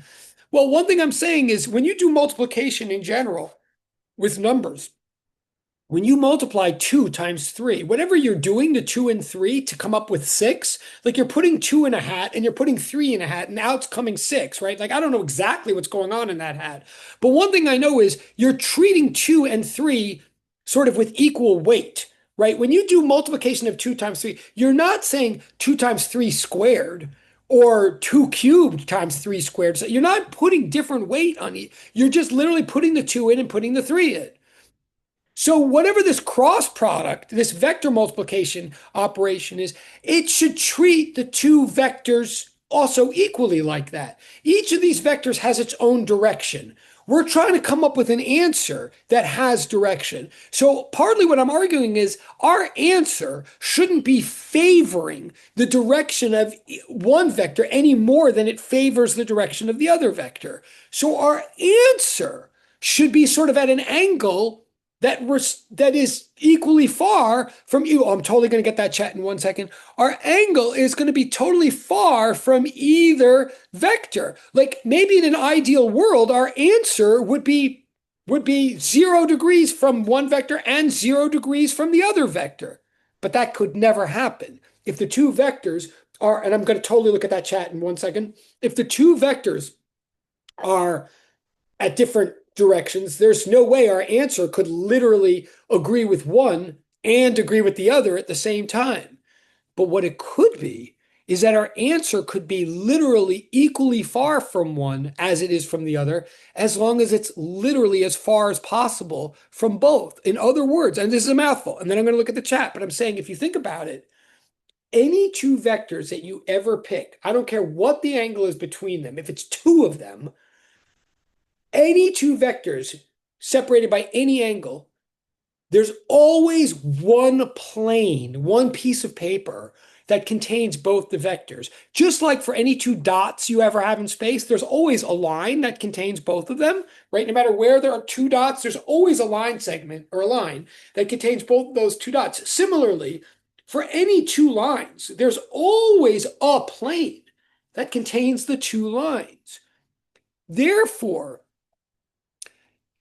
there's always a way to find a direction that is perpendicular, that is 90 degrees away from both of our original vectors, as long as we say that our answer is always 90 degrees away from the plane that contains both of our original vectors. It's actually kind of astonishing. I mean, I don't know. I find it kind of interesting. No matter how you draw the arrows, you can always picture a plane that contains the two arrows. And therefore, as long as your answer is either popping out of that plane or popping into that plane, your answer will necessarily be 90 degrees from each of your original two vectors. And I'm going to look at the chat. But so I'm saying, for starters, I'm saying the cross product of two vectors is a vector that measures how perpendicular the two original vectors are from each other, and therefore is perpendicular from both of those two original vectors. That's what I'm saying so far. That still doesn't fully answer our whole question, but that's what I'm saying so far. I'm going to look in the chat. Something's happening in the chat. Hold on one second. Whoa. Wow. Oh, that's really cool, Angel. You know what? I have to be really honest. Wait, it'll be notated similar. My guess is that yes, my guess is you're right. I'm a little embarrassed to say I'm not sure if I know what the Newman projection is from chem. I kind of now want to know. I'm almost tempted to like go Google that right now. I'm not going to, but I'm gonna assume yes. I mean, you'll tell me when we get to. That. Oh, that's what that is. Okay. Thank you. And please submit for points for all this. Okay, let me explain that X and that dot now. Okay, so this will answer your question. Like maybe it sounds probably right. I'm sure it is. I'm guessing it is the same thing. So here's the deal. From here on in, we're now really, once we deal with cross products in math and physics, we have to deal with three-dimensionality of space. We're like into the third dimension now, finally. But that's hard because we always only have like a board or a plane or a blackboard or a piece of paper to draw stuff in. So from now on, vectors, and I'm saying from now on, the cross product of any two vectors that you ever draw in the plane, in the paper, the answer will always either pop out of the paper or pop into the paper. What I haven't said to anybody yet is like, well, which one? Is it out or is it in? That's what I have to show you. But in order to start talking about that, yes, from now on, vectors are regarded as arrows like they've always been. But now, from now on, picture each of these arrows as like a medieval arrow that has a tip at the front and has like tail feathers at the back. So if an arrow is coming toward you, like out of the board, I'm now explaining to Angel and everybody what these yellow things are here on the board. If we want to designate that something is coming out of the board, we would draw a circle with a dot in it because we're trying to represent like what you would see if a medieval arrow were literally coming out of the board at your eye, you would just see the tip of that arrow, a dot, right? But if an arrow were coming away from your eye, going into the board, presumably you would just see the cross section of like the tail feathers in the back, hence an X. So from now on, if I ever draw an X, that means into the board. And if I draw, or if a textbook this is not me, like this is a standard thing. So maybe it is used in chem as well. If something's coming out of the board, we would designate it with a dot. Like the circle is just focusing our attention on, the circle is just like the standard setting for this. But so X from now on means away from your eye into the board. And the point of this is like whether board is vertical, like a screen of a computer, or whether it's a piece of paper on the desk, like this will work either way. X means into the piece of paper, dot means out of the piece of paper. Maybe that is a chem thing. Now, I'm going to turn the page, obviously, but what or the slide thing, but if you're following me, and it is getting a little abstract now. I'm like trying to talk about how like we think about space. I'm saying the cross product of two vectors will give you a vector. The vector has a direction. I'm trying to figure out what the direction of that answer is. What I've established so far is the direction of that answer will be perpendicular to the plane in which the two original vectors were presented. So the answer will either be out of that plane or into that plane. But the question is like, which one, right? I'm going to answer that. But I want to say, if you think about it, we're now down to two choices, either in or out. Well, say we were wrong. What would that mean? We'd be off by a negative sign. Like whatever the answer is, that's going to be the positive direction. And the opposite of that, we always know in physics, one direction along an axis is positive and the opposite of it is always negative. So what we're really trying to do here is figure out what direction are we going to call positive and which are we going to call negative. Like is always true in physics, we could do whatever we want. It's not like, I mean, God did not tell it. I don't mean that, but like, right, there's no religious reason for why one would be positive or the other would be negative. But we want to be, so either one would work, but we want to be self-consistent. We want to all do the same thing. Otherwise, it's all going to be, so we have a convention to establish which one we will call positive and which one we will call negative for any given situation. That convention is known as the right-hand rule. And oh, and here's how it works. Well, here, okay, so everything I just said is what's on this board. So the answer to the cross product of any two vectors A and B will be perpendicular to the plane containing A and B. And I'm just trying to say here, no matter what A and B look like, there's always a plane that contains both of them. So the answer will either be out of that plane or into the plane. The question is which. Right. So decide whether the plus direction of the answer will come out of the plane like that dot or go into the plane like that X. We adopt this thing called the right-hand rule. And this is how it works. And since you guys are by yourselves in your own apartments or whatever, I really encourage, and I can't see you right now. I swear well, you know I can't. I encourage you to do this along with me because it's like all these things in physics. It sounds like one thing when I say it, but it's another thing when you do it. So I'm saying, here's the convention that we do. And of course, you can look this up. It's all over the web. I'm not making this up. It's a very standard fundamental thing in math and physics. The right-hand rule says we place our fingers along the first vector, in this case, A. We place our fingers along the first, we place our fingers of our right hand. Even if we are a lefty, and we all could do this with our left hand, but we all have to do the same thing. So society has chosen to do it with our right hand. So no matter what, you take your right hand, you place the fingers of your right hand along the first vector. Hold on, let me switch the video so I'm not confusing everybody. 1 second. I know this is like one of those crazy things. Okay. So you take your fingers of your right hand and you place them along that vector A, and then you curl them toward the vector B. Wherever your thumb points, that is the answer. I know this sounds crazy. I'm not joking, though. The right-hand rule says you place your fingers along the first vector. You curl them to the second vector. Wherever your thumb points is the answer. So in this case, the cross product of A with B, oh yeah, that is very good. And I see it's very good, direct chat person. And it's not a coincidence. Someone's saying in the chat, like, this seems similar to like the torque rule. It totally is. The torque rule is a physical manifestation of this. In fact, I might I won't rabbit hole, but that is not a coincidence. You're absolutely right.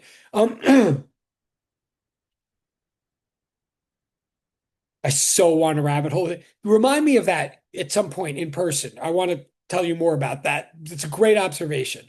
Um, okay, thank you. Awesome, awesome. Okay, so and get points too. Oh wait. Oh yeah, yeah, yeah, yeah, yeah. Now that's great too. It's funny the chat. Like sometimes I can tell whether it's direct or not. Okay, okay, okay. Great. Wait, let me. Yeah, I hear you, public person. I'm going to say a couple of things about this. Because, yeah, this right hand rule thing really confused me until it didn't. So, first, what I'm saying to everybody is you place your fingers along A, curl them toward B, and wherever your thumb points, that's the answer. So, in this case, I'm saying my thumb is pointing out of the board. So, the answer would be a vector that points out of the plane. That's why I drew a dot there rather than an X. That is what I'm saying, but I know that's confusing in a couple of ways. So let me make a couple of things clear here. First of all, whenever people used to tell me, and you really should, at least one person or two people are practicing with me, which is good. You should. Once you get it, it's like anything else, you get it. But like until you do, you don't. So when people used to tell me place your fingers along the first vector of your right hand, and it is your right hand, I was always like, what do you mean place my fingers along the first? Like I could place my fingers like this. I could place my fingers like this. I could place my fingers like I could do anything with my fingers. So what? Wait. Right, that's another way to do it too. I see yeah, I'll get to that in a second. Awesome, awesome. I'll just say this way first. It works for some people, and then the other way works for other people. So what I'm saying is the way it works for me is people say place your fingers along A. There's a million ways I could place my. Oh, wait, that's a great question too. Yes, it does matter which one you do first. I'll try to get to all these questions in a second, but yes, order does matter. Believe it or not. That's totally surprising, but that's a totally great question. So it does. So I'm saying if we are doing literally and that's why, in fact, to get to the chase, there's a negative sign here. Like I know I'm all over the place here, but like order does matter. So if I'm doing A cross B, I would place my fingers of my right hand along A. And what I mean by that, what I never used to understand is I could place my fingers anyway along A. What does that even mean? But that's why I then say, then curl your fingers toward B. So what we're really saying is find a way to place your fingers along A that allows your fingers to naturally, unawkwardly curl, fold toward B. Like there's actually only one way they could do it. Like don't place your fingers like this because they can't fold or curl to B. We're not chopping. And don't place your fingers like this or something like you could do that, but your hand cannot fold gently to be that way. So you find the one way that your hand can smoothly close itself toward B. And whatever that way is, then your thumb will point like that. It will not point like that, right? So we're trying to, and remember, and here's the thing too, the answer in advance, we know is either going to be into the plane or out. We're just trying to figure out whether it's in or out. That's all, right? So if you get some answer that's pointing like that, you're doing something wrong with your hand. We're just trying to take advantage of human anatomy to, yes, this is definitely only with your right hand. Like this is called the right, yes. Even if you're a lefty, you use your right hand. It's called the right hand rule just so that we can make sure we're all doing the same thing in the world. So yeah, so we're just taking advantage of we're just taking advantage of the fact that our hand is constructed in a certain way so that we're forcing a particular direction along the remaining axis of space. So I'm going to say one more time the way I'm saying it, and then I'm going to say it sort of the way Angel's saying it, because that's another way that totally works as well. But what I'm saying is take your fingers, find a way to place along the first vector such that you could fold them to the second vector, you could curl your fingers to the second, and whichever way your thumb ends up pointing is the answer. Like, in other words, it's pointing, you can see toward the screen. It's not pointing perfectly toward the screen, but what it's not doing is pointing away from the screen, Okay, you will know that you're doing this correctly. And again, I'm going to show you a different way in a second if that's more helpful. But you'll know you're really doing this correctly if you notice that reversing the direction, excuse me, reversing the order of the vectors will reverse the direction of the answer. In other words, if I place my fingers along B and curl toward A, this is what someone in the chat was asking, and they're totally right to ask. If I place my fingers along B such that I curl up till A, then you see my thumb is pointing in literally the opposite direction.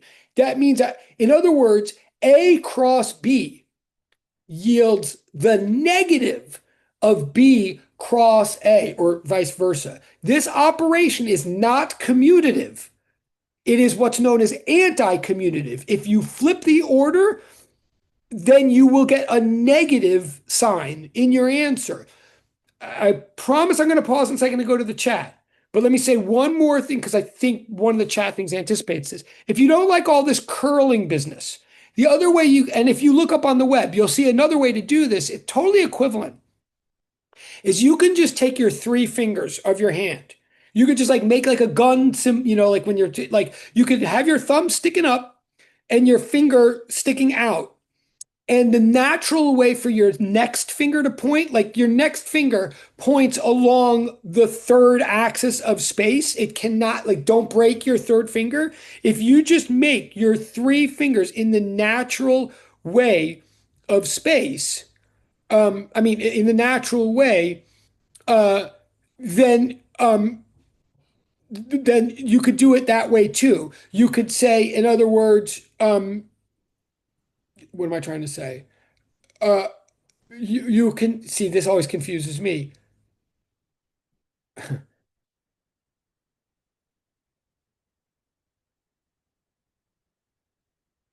See, this actually always confuses me. I don't know how people do this. Wait.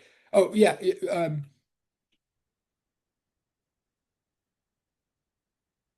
Oh, you know what's I know what I've done wrong. Sorry. I know what's going on here. Sorry, this thing, no wonder I'm confusing everybody because this should be, sorry, this is an X. It's going into the board, the answer. If I put my fingers along A and curl toward B, then my thumb is pointing. See, no, this whole screen mirroring thing is totally now throwing me off.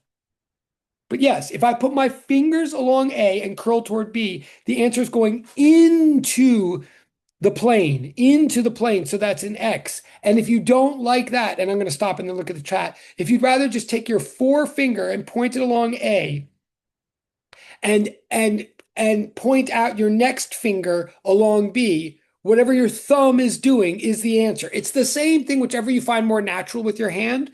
But we're saying as long as you use your right hand, what your thumb does is the answer. I'm going to pause and look, and you'll know you're doing it right if when you do it in the opposite order, you get a negative of your answer. Okay, now I'm going to pause and look in the chat.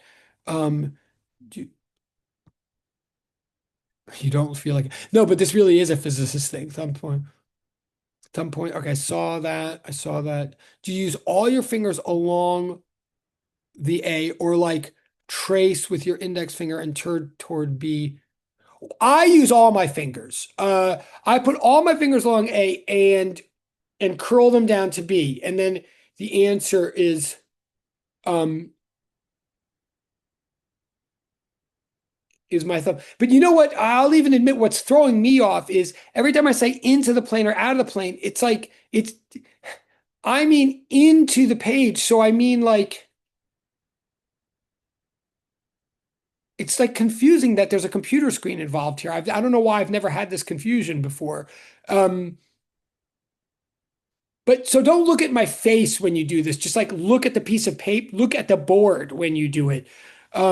Okay, but does it matter which is the first vector? It does matter. That's a great question.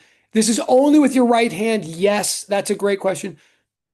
It'd be, yeah, okay. So what Angel's saying, yeah, it's more helpful to just see against the surface paper. And I don't really know how to tell you. I mean,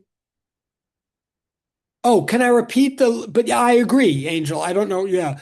Can you repeat the last thing you said about the negative sign? Yeah. The last thing I'm saying about the negative sign, let me see if it's on the next. I am saying, I'm saying this.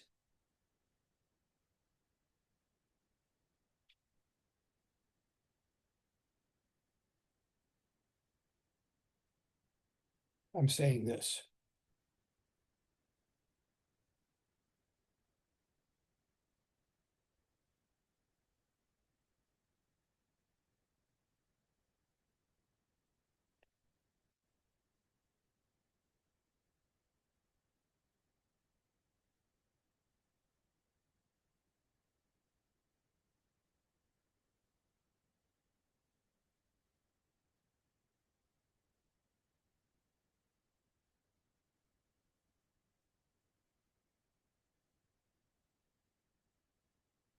I'm saying, I'm saying that the order, oh, you got it. Oh, okay, cool, cool, cool. Oh, wait.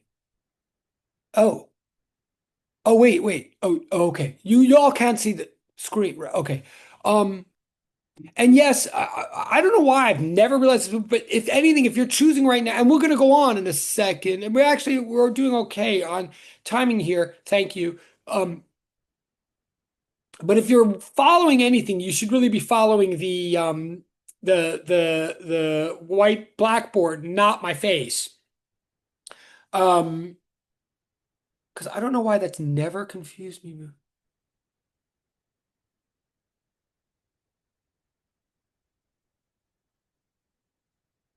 Yeah, it's weird if you look at anyway. So look at the board, look at the blue. I'll say this one last time, and then we're going to move on. But you could see you want to practice. Once you get it, you get it. And then there's no going back. But it sort of takes a little while to get. I'm saying that the cross product of vector A with vector B is some vector C. The length of the vector is AB sine theta. But what's the direction of the vector? Well, the direction of the vector either points into the plane of that board or points out of the plane of that board. The question is which one?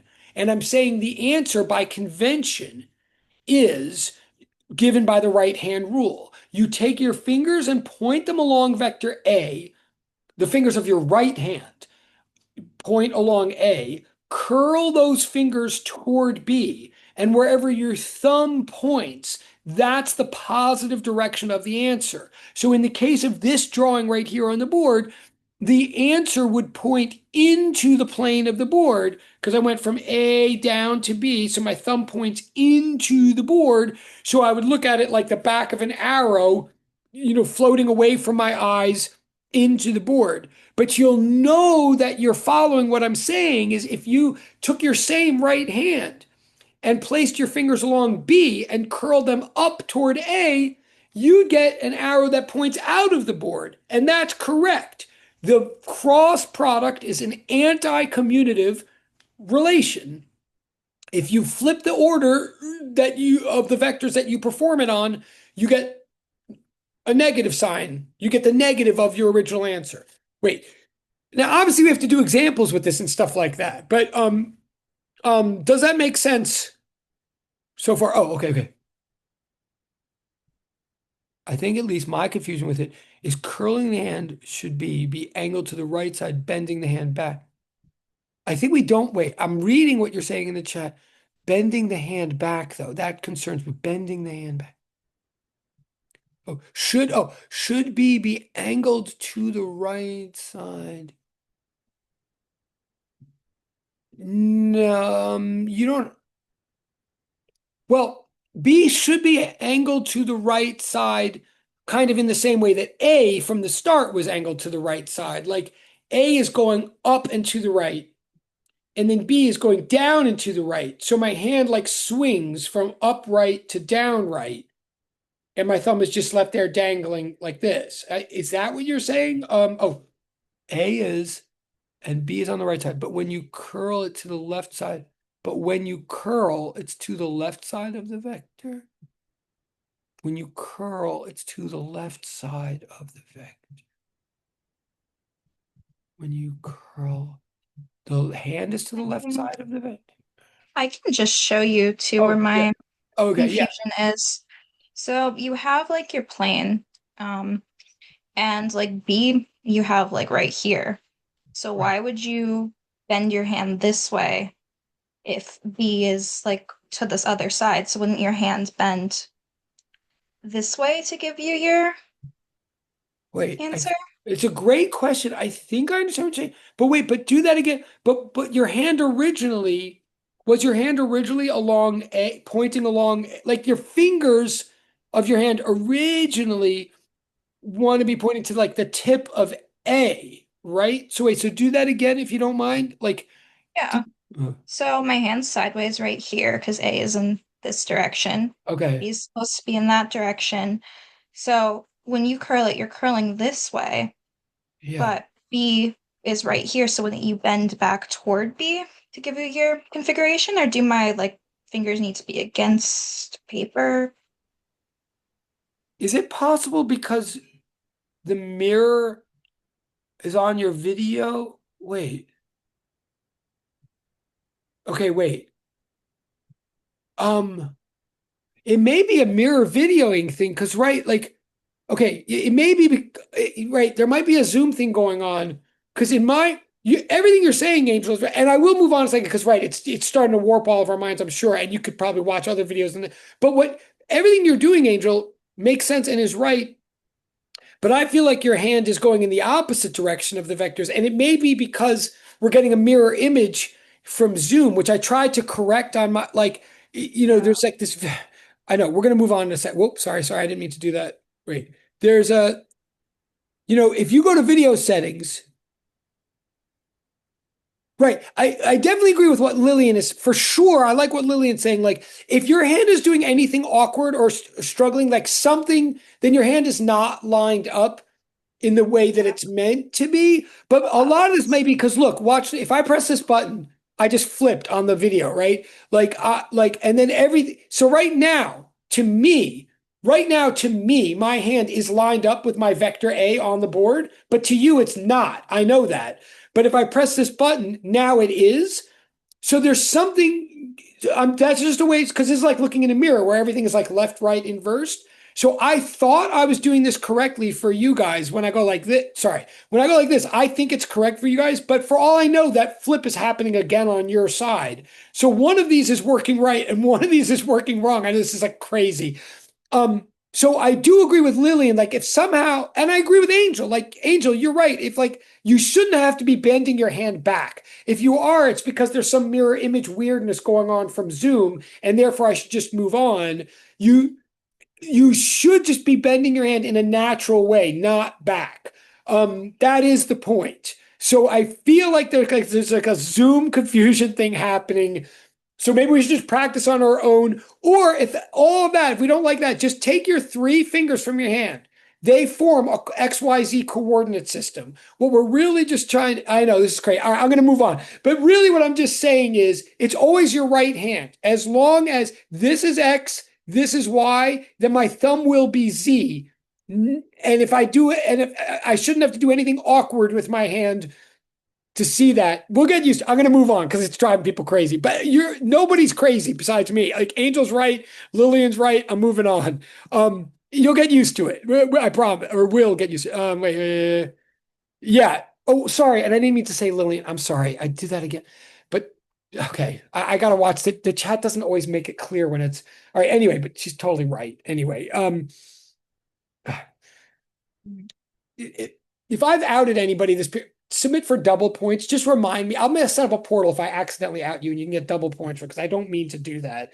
But okay, I'm moving on. Oh, I'm moving on to the other. But we are making tracks, believe it or not, because now we're up to the other class period. Hold on. So I'm new.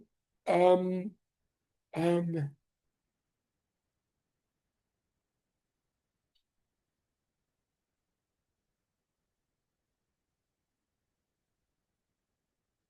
Okay. You'll see where I'm going with this in a second. Okay, so in summary, I'm going to put both these PDFs, of course, in your stuff.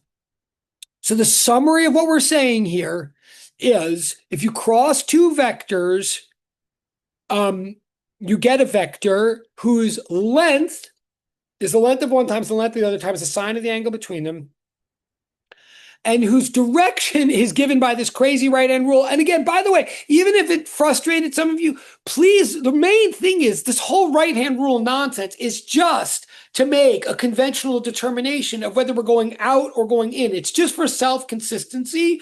Like the thing to know is it's got to be one of those, out or in. It's that the answer is perpendicular to the plane of the two original vectors. Okay, so that's the summary of where we are. Now, I'm going to move on. And all of that, what I just said, is all you would need in a principle to do like that part of the math homework. But now I'm going to say more stuff that we need for the rest of the course, particularly for when we get to magnetism. This is all really a foreshadow or a tool that we're going to need for magnetism. But so from now, notice the big struggle here is we're trying to talk about the direction of a vector in kind of isolation. A vector is two ideas put together in one, magnitude and direction. Magnitude, we already have a notation for talking about by itself. When you want to talk about the pure magnitude of A, you just write A without an arrow on top, or you write the double absolute value symbols. But how can we talk about just the direction of A?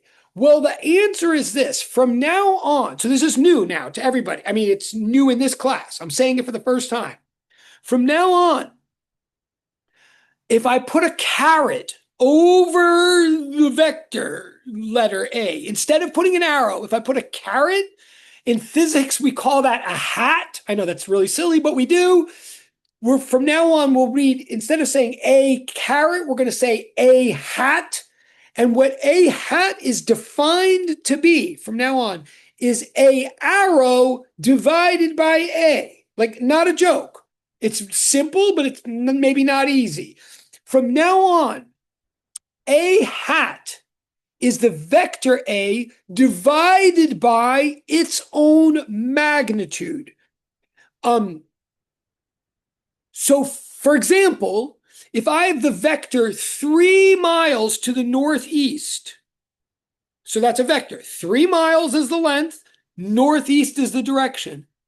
If I divide 3 miles to the northeast by 3, I will have a vector that's 1 mile to the northeast. That is what I'll call the hat vector with respect to the original. In other words, a hat from now on is a vector that has a particular direction, the direction of A, but necessarily always has a length of 1. So in fact, from now on, a hat is known as the unit vector for the vector A. It's a vector that's designed, that's constructed to have the same direction as A, but to have a length of only 1, like by definition, on purpose. So it's called a unit vector. Now, what is the purpose of this? So in that sense, it's very simple. It's just a vector divided by its own length makes a unit vector for that vector. What is the purpose? Well, one thing, if you just multiply both sides by A, I'm at the bottom line of the screen. If you just multiply both sides by A, it gives you a sort of a new mathematical way of thinking of the vector A. From now on, the vector A can be regarded as A times A hat, the pure length of A times the pure direction of A. In other words, we've been saying in English till now that a vector is a measurement with size and direction.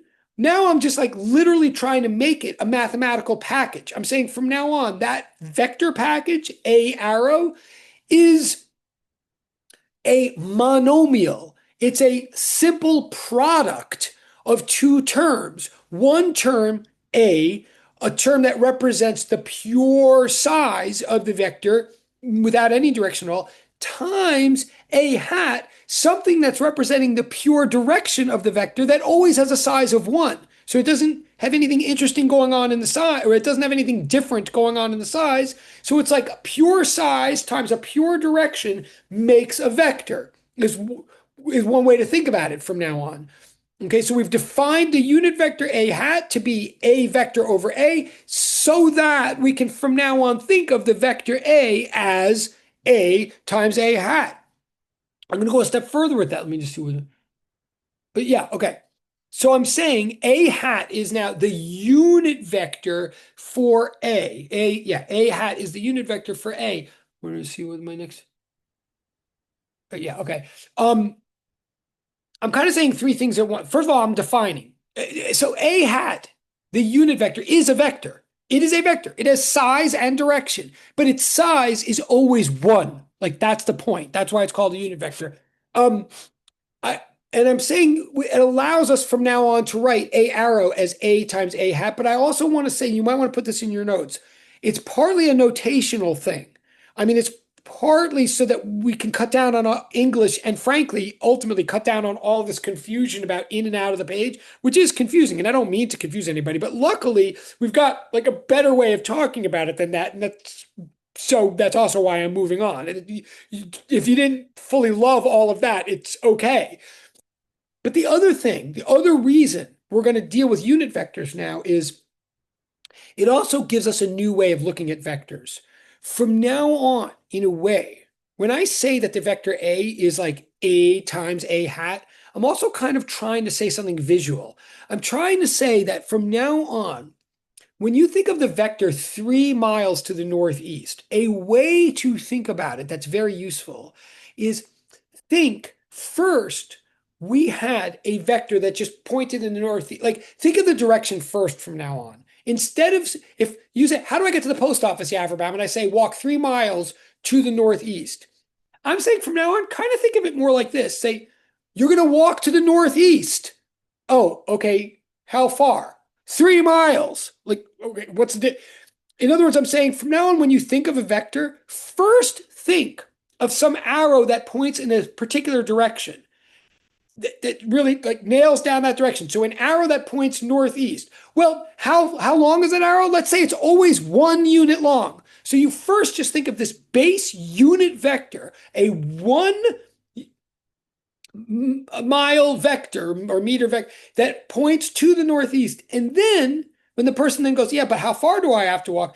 Then you think of that arrow as being stretched or multiplied, scaled up by a factor of 3.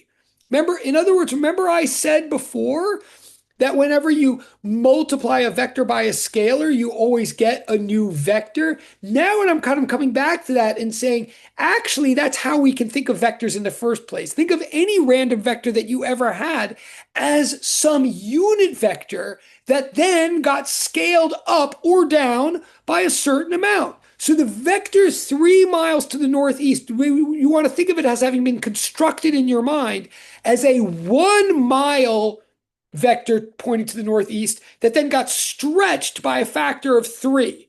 From now on, vectors are unit vectors that got scaled up or scaled down by a certain amount. I mean, it's just a subtle shift in the way we think about it, but try it on for but try to get used to that. A vector from now on is a unit vector scaled up or down by a certain amount. Okay, so from now on, vector A is A times A hat. Okay, now I'm going to go a step further. I mean, you could stop me, obviously, if you want, but I'm going to go a step further and say, that's good. So from now on, like A is A times A hat, and vector B is B times B hat.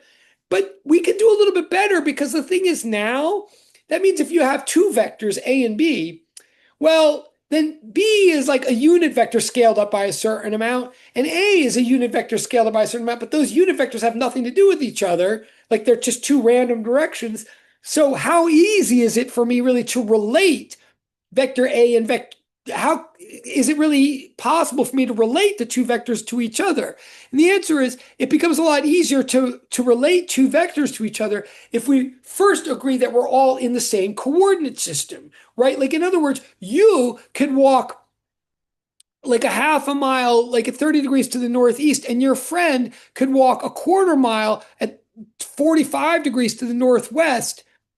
And I'm not really sure what those 2 things have to do with each other, but if you're both in Manhattan, we all know that actually at the end of the day, you're going to relate what you did, what you did and what your friend did are related in the sense that actually each one of you at the end of the day has to think of how many blocks did you go uptown or downtown, and how many blocks did you go crosstown, like east or west, right? Like at the end of the day, you're both in the same grid. And at the end of the day, no matter how arbitrary your direction is, at the end of the day, you actually think of your direction as some combination of motions along one axis with another. And you both agree on your axes. That is, you're both in the same coordinate system. You're both working in the same perspective coordinate system axes, or what some people call a basis, right? And so actually, well, yeah. So actually it becomes really useful not just to assign unit vectors to all random vectors, I mean, which it does, but it becomes really useful to assign unit vectors to the particular coordinate axes, the particular base directions that are held in common by everybody within a coordinate system. In other words, from now on, I'm going to assign unit vectors to the three fundamental directions of a 3D coordinate system, like X, Y, and Z. I'm going to assign unit vectors to the X direction, the Y direction, and the Z direction, so that then all other random directions I can relate back to those and talk about all in the same common language. So the English says, then from now on, we can assign unit vectors to the three directions of a 3D coordinate system so that all other directions can be expressed relative to these. Like, what do I mean? I mean, from now on, the X direction, the Y direction of any coordinate system are so special and common and important to everybody that I'm going to give them their own special letter. Also, I'm going to give them their own special letters.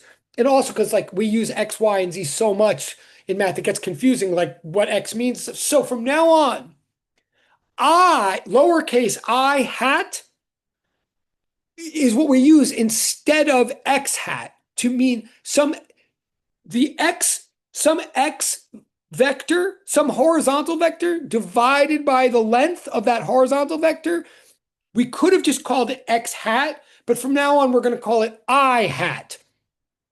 Similarly, with the y-axis, we could have called it y hat, and frankly, some web pages and some sites do, and maybe even some like robots do. But the most common thing in math and physics is the unit vector that lies along the x-axis of some coordinate system is called I hat.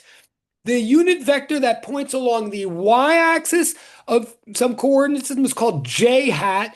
And the unit vector that points along the z-axis is called k hat. Again, we're giving them their own special letters because they're like the base unit vectors for everything else that goes on in a space.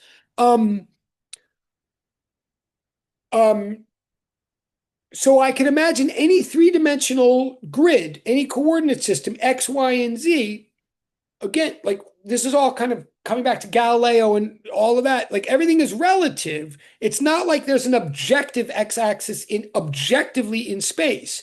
But what is objectively true is that X, Y, and Z must all be perpendicular to one another. They have to be, right, for them to be axes. And we're going to say from now on, like in terms of being consistent with the positive directions, they will always line up in a right-hand rule orientation. That is, on your piece of paper, you might think of this as X.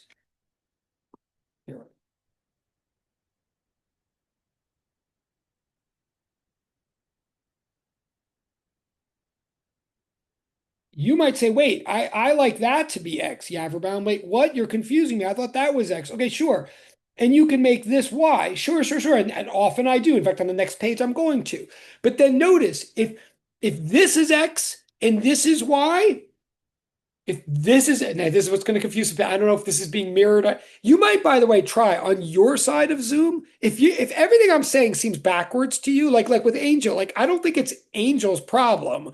Like if everything I'm saying like literally seems backwards to you, you might want to go to the video settings and hit mirror appearance and just see if that fixes it. I don't know. But like, if this is X and you want to say that this is Y, then my thumb will point out and that will be Z, positive Z.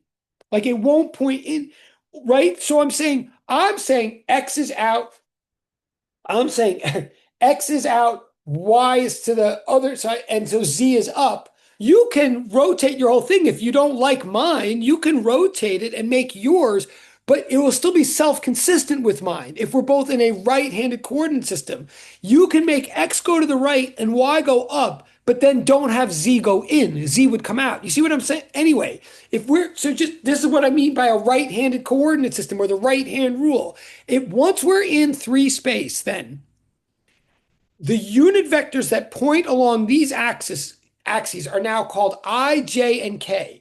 And they enrich our language and simplify our computations a lot. They allow us to do things. What I mean is, and this is like the lecture material now. Like I'm telling you new things. I don't think I'm reviewing right now. I think I'm telling you new stuff. You might have come across some of this if you were doing research or ChatGPT or something to like try to do the old homework. You might have come across, but I wasn't expecting that you needed to in order to do it. But I'm telling you now that like from now on, say I'm back in 2 dimensions for a second. If I have X and I have Y, the vector A is some random vector that has length and direction, right? Let's say it's making an angle theta with the x-axis, right? What I'm saying is, everything I said in the last 15 minutes of class, I could say this, that the vector A is some length A times some direction A hat. I could say that, and it's true. But then that won't really help me talk very much with people who have their vector B that's pointing in some other random direction. So instead, I can sort of go back to stuff I understood from Physics 203. I could say, well, you know what? When you go off at this random angle theta, what you're really doing is going across some amount and you're going up some amount. I could think of this vector A as being the sum of vector. I could think of a vector A as being a tip to tail Pythagorean sum of some AX vector plus some Y vector, right? A vector sum, a tip to tail sum. I'm not saying the length AX plus the length AY equals the length A. I'm not saying that, right? Like this could be a 3, 4, 5 triangle, and 3 plus 4 doesn't equal 5. But the vector that points 3 due east plus the vector that points 4 due north, that brings you to the same place as a vector that has a length of 5 to 53 degrees northeast, right? So vector A can be regarded as the sum of its component vector AX plus its component vector AY. What are each of those? Each of those is a vector, i.e. each of those can be thought of as a unit vector in a particular direction scaled up by a particular amount, right? Like AX, in other words, the vector AX,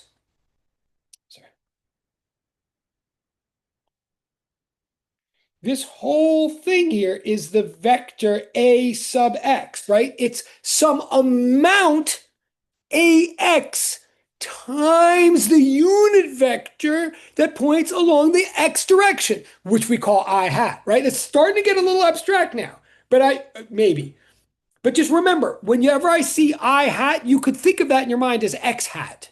It's just we commonly call it I hat. So I'm saying to go like this is really to first go some amount in that direction, plus then going some amount in that direction. So a vector AX can be thought of as I hat, like, okay, go horizontally, 1 unit, and then scale that up by the amount A sub X. Please understand again, notice I'm trying to be careful now. A sub X is not the same thing as A sub X with an arrow above it.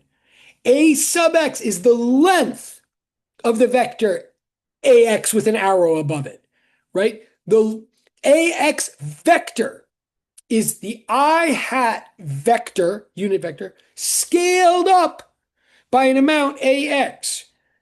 So I'm trying to say the vector A could be divided into components, could be thought of as AXI hat plus AY J hat. I'm going to say this one more time. I'm saying from now on, remember, vectors are unit vectors scaled up or down by certain amounts. That's my first statement.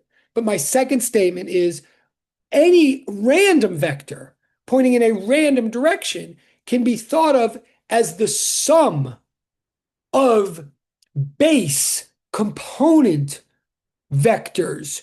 So vector A can be thought of as a sum of individual monomial packages, a sum of individual unit vectors times lengths. Okay, sorry. Wow, great question, individual chat person. So someone's asking about, does this relate to matrices? I will tell you, if you have a background in linear algebra or matrices, oh, this very, very much relates. Yes, if you happen to know anything, and that's very exciting to me. If you happen to know anything about linear algebra or matrices or column vectors and stuff, then that's exciting and that will help you. So yes, it relates. Definitely not a coincidence. But to the rest, but let me say, you don't need to know any of that to know this. Like, everything, and if you happen to later take a linear algebra course, then this will help you with that. But anybody in the class who doesn't know what I'm talking, if you don't know anything about linear algebra or matrix, you don't need any of that for this.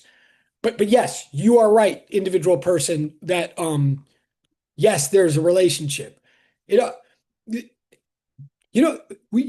would be great if all of us could just, every course we ever took, if we could just automatically just take it the second time, skip the first, then everything would make a lot of sense. Anyway, but yeah, great observation. So now I'm expanding to 3D then. I'm saying an arbitrary vector A in 3D space can be viewed now as AX times I hat plus AY times J hat plus AZ times K hat. And when I say AX, AY, AZ, I mean the amounts of each of those individual vectors, the scalar. In other words, what you used to think of, I had it written somewhere. If you're thinking like, wait, whatever happened to like A cosine theta? Yeah. Like A sub X, what I'm writing right now is A sub X is A cosine theta. It'll come up in a couple of pages. Like that's a raw amount. That's the size of the X component of A. So, okay, so from now on, a vector can be thought of as a sum of products, a sum of unit vectors, each scaled up or down by an appropriate amount. That's what I'm saying. Oh yeah, I think this page is out of order, but that's what I just said.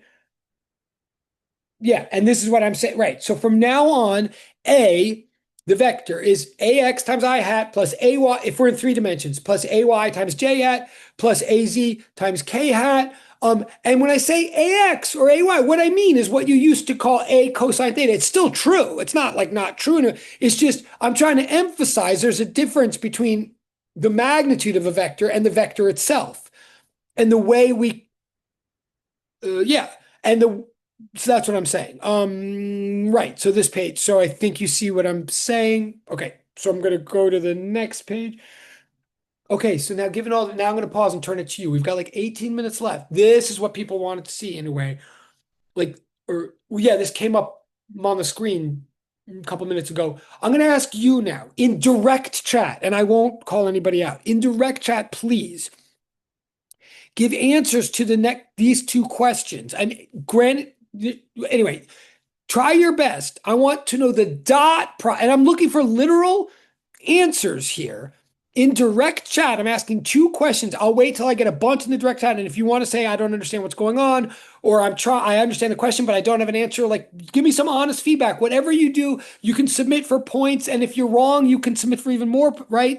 So I want to know, based on the definition of the dot product that this whole class started with, and based on the definition of unit vector, like the unit vector I is A unit vector is a vector whose length is 1 and points in a particular direction. So the unit vector I, I'm almost giving away the answer here, but the unit vector, oh, awesome. I see that.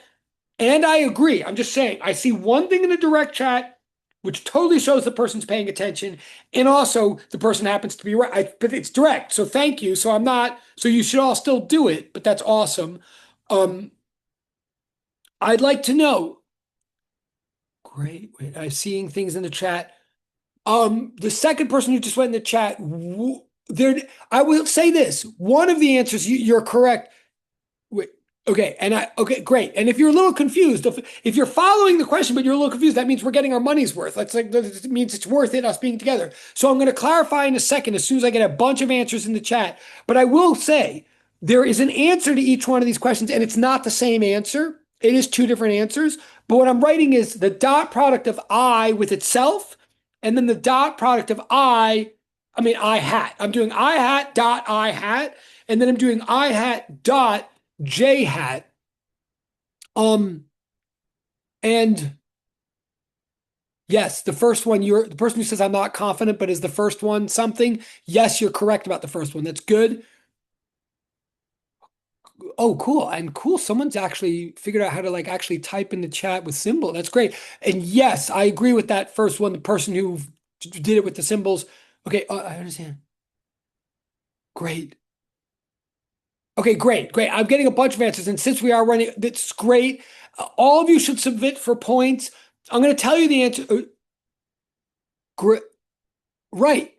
Yeah. It's because, yes, correct. Good. About the code. So I'm going to just cut to the chase. But I'm going to ask you some more questions in a minute. I'm not trying to rush you, but what?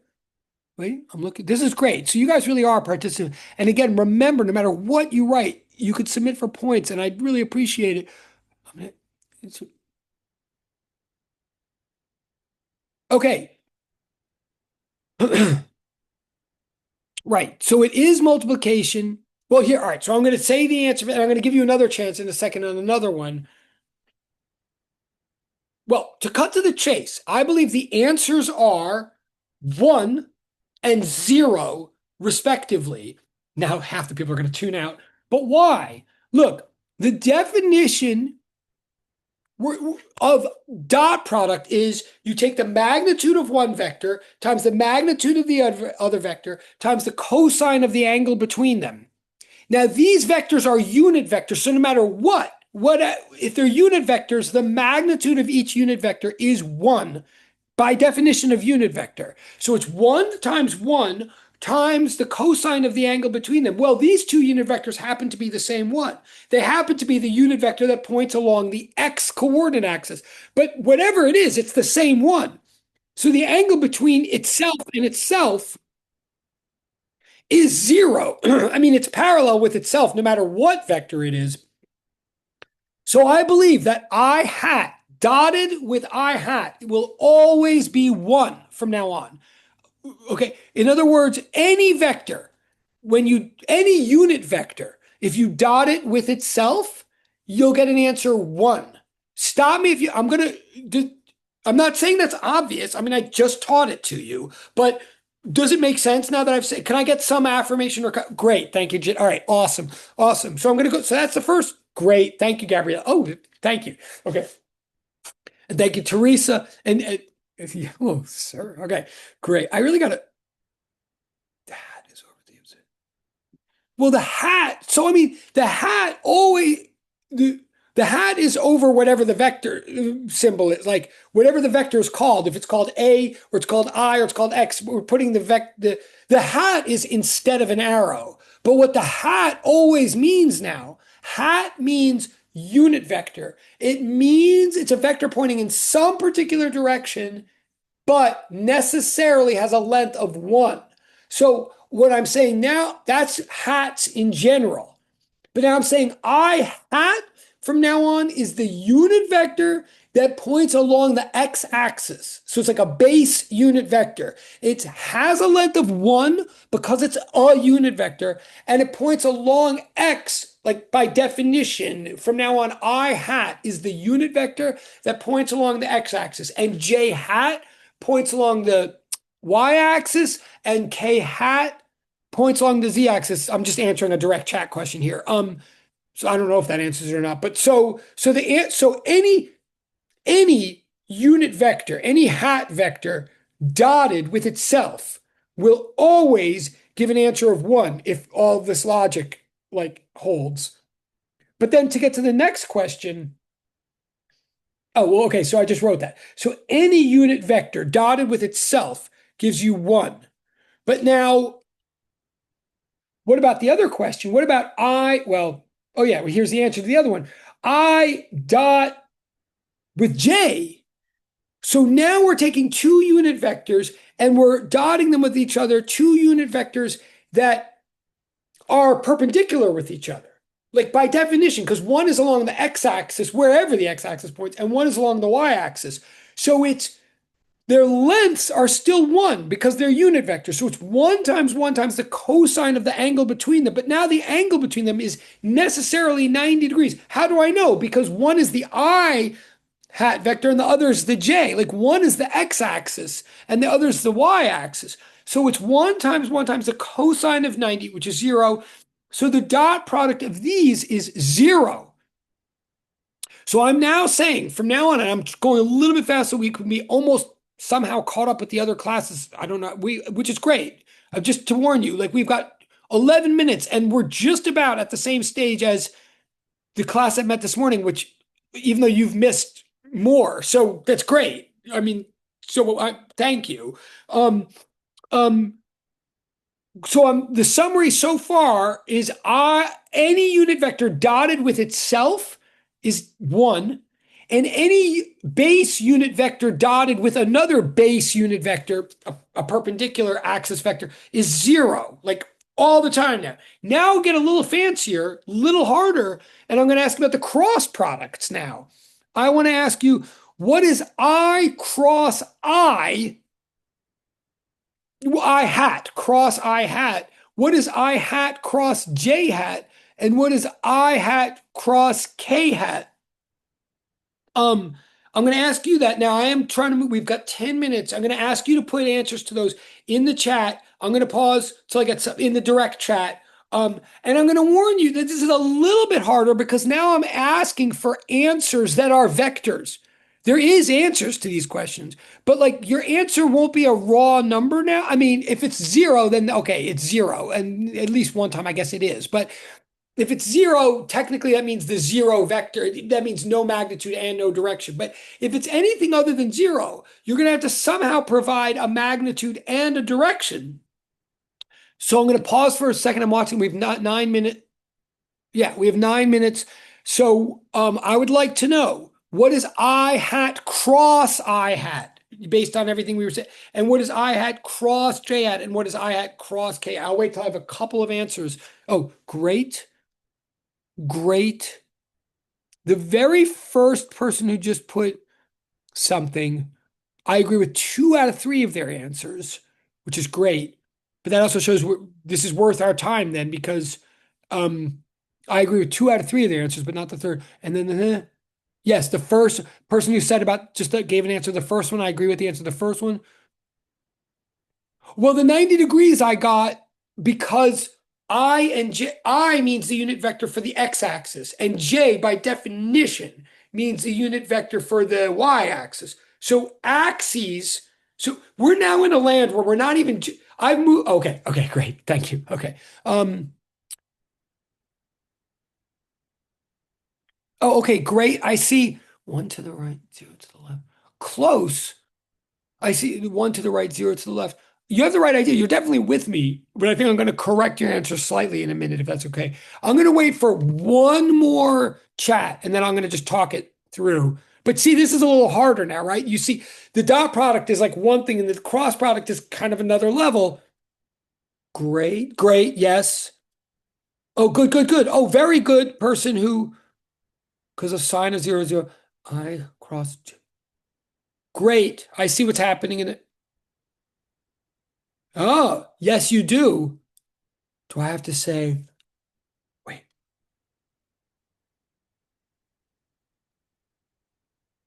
No, you don't have to do that. Do I have to say it equals J hat?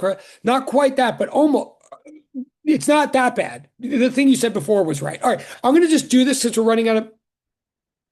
Okay, I cross I hat is 0, like many of you said in the chat. Any vector, because you do the magnitude of one vector times the magnitude of the other times the sine of the angle between them. Like we're now measuring how perpendicular vectors are. So the length of any base unit vector, of any unit vector, is 1. So it's 1 times the sine of the angle between them. Well, what's them? It's the same vector. The angle between it and itself is 0. It's parallel to itself. It's not at all perpendicular to itself. So the sine is 0. So if you dot a vector with itself, you get 1. A unit vector. But if you cross a unit vector with itself, you get 0. It's not at all perpendicular with itself. So the answer to the first one is 0. But then, then when I cross I with J, now this gets a little bit more elaborate. I do, length times the sine of the angle between them. Okay, the length is 1 and the length is 1 again, even though these are two different vectors now, I and J, but they're both unit vectors.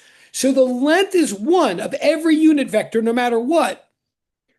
But now what's the angle between them? Well, I hat is the vector that points along the x-axis, and j hat is the vector that points along the y-axis. So they are perpendicular to each other by definition of axes. So the angle between them now is 90 degrees. So the sine is 1. So yeah, the magnitude of the answer, when we do that second question, I hat cross j hat, the magnitude of the answer, the magnitude of the answer is 1. Like 1 times sine of 90 degrees, that's 1. That's the magnitude of the answer, but that's the magnitude. The answer is still a vector. The answer still has to have direction. What is the direction? Well, the direction is given by the right-hand rule. I put my fingers along I, whatever. I put my fingers along I curl towards J. The answer will point along my thumb. Now, you still might be confused about the whole right-hand business, but the point is this. The answer will point along the remaining perpendicular axis. So if you were curling from X to Y, the answer points along Z, wherever that is in the electronics. In other words, the direction of the answer is K hat. And what's the length of the answer? 1. So the answer is that vector called K hat. I'm saying, this is a little bit tricky, but I'm saying if you cross I with J, you get a vector whose length is 1 and whose direction points along K hat. In other words, these hats are, from now on, are the language of how we express pure directions. So I cross J equals K. I cross J equals K. I don't care how your coordinate system, as long as it was a right-handed coordinate system, which unfortunately they all are, even if you're a lefty, I'm sorry. But no matter how you were looking at the piece of paper, if you cross I into J, the answer is K hat. So I cross J is K hat. That's the answer. Like, it's not 1. 1 is the length of the answer. The answer is a vector. What vector? K hat. Is K hat a vector? Yes, it's a unit vector. Does it have size and direction? Yes, the size is 1 and the direction is along the z-axis. So then the last question was like the trickiest. I asked, what is I cross K? And some of you very intelligently conjectured J. You're almost right, but remember, it's anti-commutative, this operation called cross product. In other words, I may, off the top of my head, I might not know how to do. I mean, Yaverbam asked, I cross K. What am I supposed to put my thumb like up my nose now? Like what? How can I do I cross K? Well, I don't know, but I know how. Well, but I know this. If I cross J is K, then J cross K is I, right? Like no matter how I rotate my hand is still my hand. So I cross J gives you K. J cross K would give you I. K cross I would give you J. Like it's a right-handed coordinate system. So then if you want to do I cross K, what you're really doing is K cross I in reverse. It's anti-commutative. I cross K would give you whatever K cross I would give you with a negative sign. In other words, the answer to I cross K is negative J hat. If that, I mean, we only have 2 minutes, so I'm just going to you might want to think about that, but leave it at that for the moment.